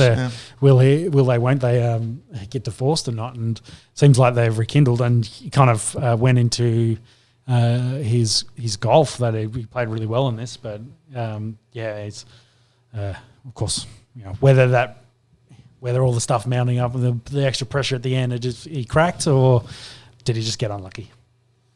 That's 4 second finishes for Rory since he last won his last major way back in 2014. 10 years in the wilderness for Rory. He continues to wait. Yep. Interesting little stat there as well. Bryson and Brooks have won more PGA Tour tournaments than Thomas, Spieth, and Ricky Fowler combined. I think that's because all three of those guys I don't think have won in the Live era. Yep. What about young Charlie Woods? He's going to be pretty good. He's already pretty good. Yep. Well, won his qualifier for the US Junior Amateur. I think he finished 1 under, about beating the class of 85 others. So, he's actually his dad missed the cut in the US Open, but there's been some rumors that he's going to get some sort of an exemption. So essentially, he can play at every major. Really? Like he doesn't have to do anything to be able to play in, just because of his history and his longevity and what he's done for the sports. They're just like, if Tiger, it's Tiger. So you're not going to say no to Tiger. But wouldn't he be playing in the majors anyway as a past winner of all? Yeah, I think there was. I don't remember the exact thing. You'd have to force Jimmy to kind of search it, but there's some sort of exemption to allow him to essentially play in them. So. Lifetime exemption rule. There's a rule. For PGA Tour. Because his recent form's not great. So it's not for majors. I think it's for... just the PGA Tour. Yeah. So he can essentially just be on the tour. Yep. Yeah, because I think for all the majors, if you've won one, you can go back for life. Yeah, so I think it's just for PGA Tour events. Based on exceptional lifetime achievement, 80 plus wins. Tour told its members in a memo Tuesday night. Yep. Yeah. But 3 years since the car accident. 3 and a bit, February 2021. They're still taping him up. He looks a little bit like a robot. But he's... And it's interesting missing cuts as well. It seems like he can play some good golf for a few holes, but the fatigue factor seems to be massive for him. The 18 is always the challenge. Or 4 days of golf. Yeah, that too. And then some F1 over in Barcelona tonight. Yeah, it should start in 40-odd minutes, that race. We've got Norris on pole with Max starting in second. The Aussies, not a great result for them. They're starting 10th and 18th with Oscar in 10th and Danny in 18th. McLaren had their team bus catch on fire in the paddock during the week. So What happened there? I don't know. Too fast? Yeah, well, the bus was parked, so they probably overloaded it. Too many PowerPoints into PowerPoints and heaters and things. And actually, we're in Spain. They probably don't need heaters, but iPhone chargers. Yeah, exactly. They've burnt down the back of the bus. I don't think there's any foul play in that, but the McLarens have been quick of late. Mercedes were then rounded out, I think, 3 and 4, with the Ferraris behind them. So it'll be interesting race. For that, that goes into this triple header. We have this one, then Austria, then into Silverstone. Back-to-back weekends? Back-to-back weekends, the triple header. So big pressure on Perez is probably the main one story. He's kind of been underperforming. He hasn't finished of late. And Yuki and Danny have been out qualifying and Doesn't out need to finishing. worry. He's in contract for another 2 years. No, it's only 1 year with an option. So still got 12 months. But they also, that 1 year, they can boot him out of there, I'd say, very quickly if they think they've got something else to be better. And considering where's he starting in this race, Red Bull and the constructors is in a fight with Mercedes, McLaren and Ferrari at the moment because they are consistently finishing in the top 10, so they're getting points, whereas the Red Bull are only getting Max. At least he's winning the races, but they're only getting him in 1 at the moment. So Perez did qualify 8th, but is starting in 11th because he got a 3 grid Penalty from the last penalty. race. Yep. Yeah. So tough work for him in there. Hey, F1 Nuffy question. Is this Lando Norris's first pole? No. It's his second. Second? Because he didn't get one last year. He must have got one in 2022 or something. It's his second pole. And I think it's only the second pole for McLaren in that time frame as well. So, yeah. It'll be interesting. So, like I said, Ferraris are kind of in the middle of this at the moment. They didn't get a great start. But interestingly, Ferrari won the 24 Hours of Le Mans during the week, which was their second year in a row for that. So, going back to the old days of Ferrari dominating Le Mans, when are we going to get another Ford versus Ferrari? So yeah, they got. I think the Toyota's actually, I think, their main competition in this race class now. But yeah, it's. I guess it's. I'm a shout be worthy there, but Le Mans winners Ferrari for this year. Good vehicles, the old Toyota. Not too bad. What was I going to ask? It's a track. It's not a. Yeah, I it's think not a straight circuit. Track. Yes. All the next 3 are all tracks because they go Austria, which is the Red Bull Ring, and then they go to Silverstone, which is specialized. Yeah, specialized. I said Silverside or something. I've heard of that one. Yeah, Silverstone. Yeah. There's not many straight ones. Is there Monaco, Singapore? Vegas? There's a Baku. Azerbaijan. Yeah. It's only Australia is technically, I think, a street. It's half of it straight. Yep. Do you count Miami? Probably. It's a car park. Yeah. Is it literally a car park? Vegas? Yes. Vegas? Around Hard Rock? Yeah. Did you say Vegas? Yeah, I said Vegas. Yeah. So Vegas would be 6 or something. yeah. You got There's a all of them. decent amount. Netherlands, Italy, Azerbaijan, Singapore. Singapore's, I mentioned that's a straight one, isn't it? Brazil's not. Don't think so. Any of those Abu Dhabi or anywhere? I don't think Abu Dhabi is because that's a specialist built one. One does go around Fight Island. Yeah. Does that count? No, All right. because I don't think it's still like a venue, like it's set up like the venue, and Fight Island was set up there as a space that didn't have COVID restrictions. Yeah, remember COVID? How many street circuits in F1? I'm just going to Google it. 8. There you go. Okay. Put us out of our misery. Yeah. So they do count Australia, Saudi, They do. Miami, Yeah. Monaco, Canada is what we missed. Interesting. Yeah. Azerbaijan, Singapore, Vegas. Yes. That Canada one is in Montreal, isn't it? On the St. Lawrence River in there. Yeah. Correct. Yeah, that's right. Yeah. Yeah. There you go. There you go. That's my F1 Nuffy input. Got a little bit of geography to it. Yeah, that's true. Make it a little bit more interesting. But they're on their, say, Europe leg at the moment, Yeah, so which makes a lot more sense than bouncing all over the place. So Right, we were talking about Europe before, pumping. Euros in the soccer, back-to-back weekends in the F1, and there's a little thing called the Olympics, which is about a month away. Yep. Yeah. What was that? Yeah, sports all fun. The Olympics. Oh, never heard. Just whack that dude for me. Very good. What have we got in the coming weeks? So next podcast, we will have a State of Origin post-mortem for Game 2. Hopefully we're previewing the Brisbane game to decide the series. We'd all like to see that on this table. We can agree. Euros and cricket will be at the pointy end. Not much NBA to talk about now, but we will have basketball at the Olympics. And, yeah, some of those big fights, as aforementioned, upcoming. Yep. Footy starting to get into the porty end. Still a couple months off footy finals and the NFL. Definitely. Thank you for joining us. If you are listening for the first time, this is On The Esky, Aussie Sports Podcast. Like our Aussie sports, like our international sports, we generally go every 2 weeks, so we'll probably see you in a fortnight. We'll clip up a few things for the socials. Until then, enjoy your sports viewing and take care. Bye. Bye.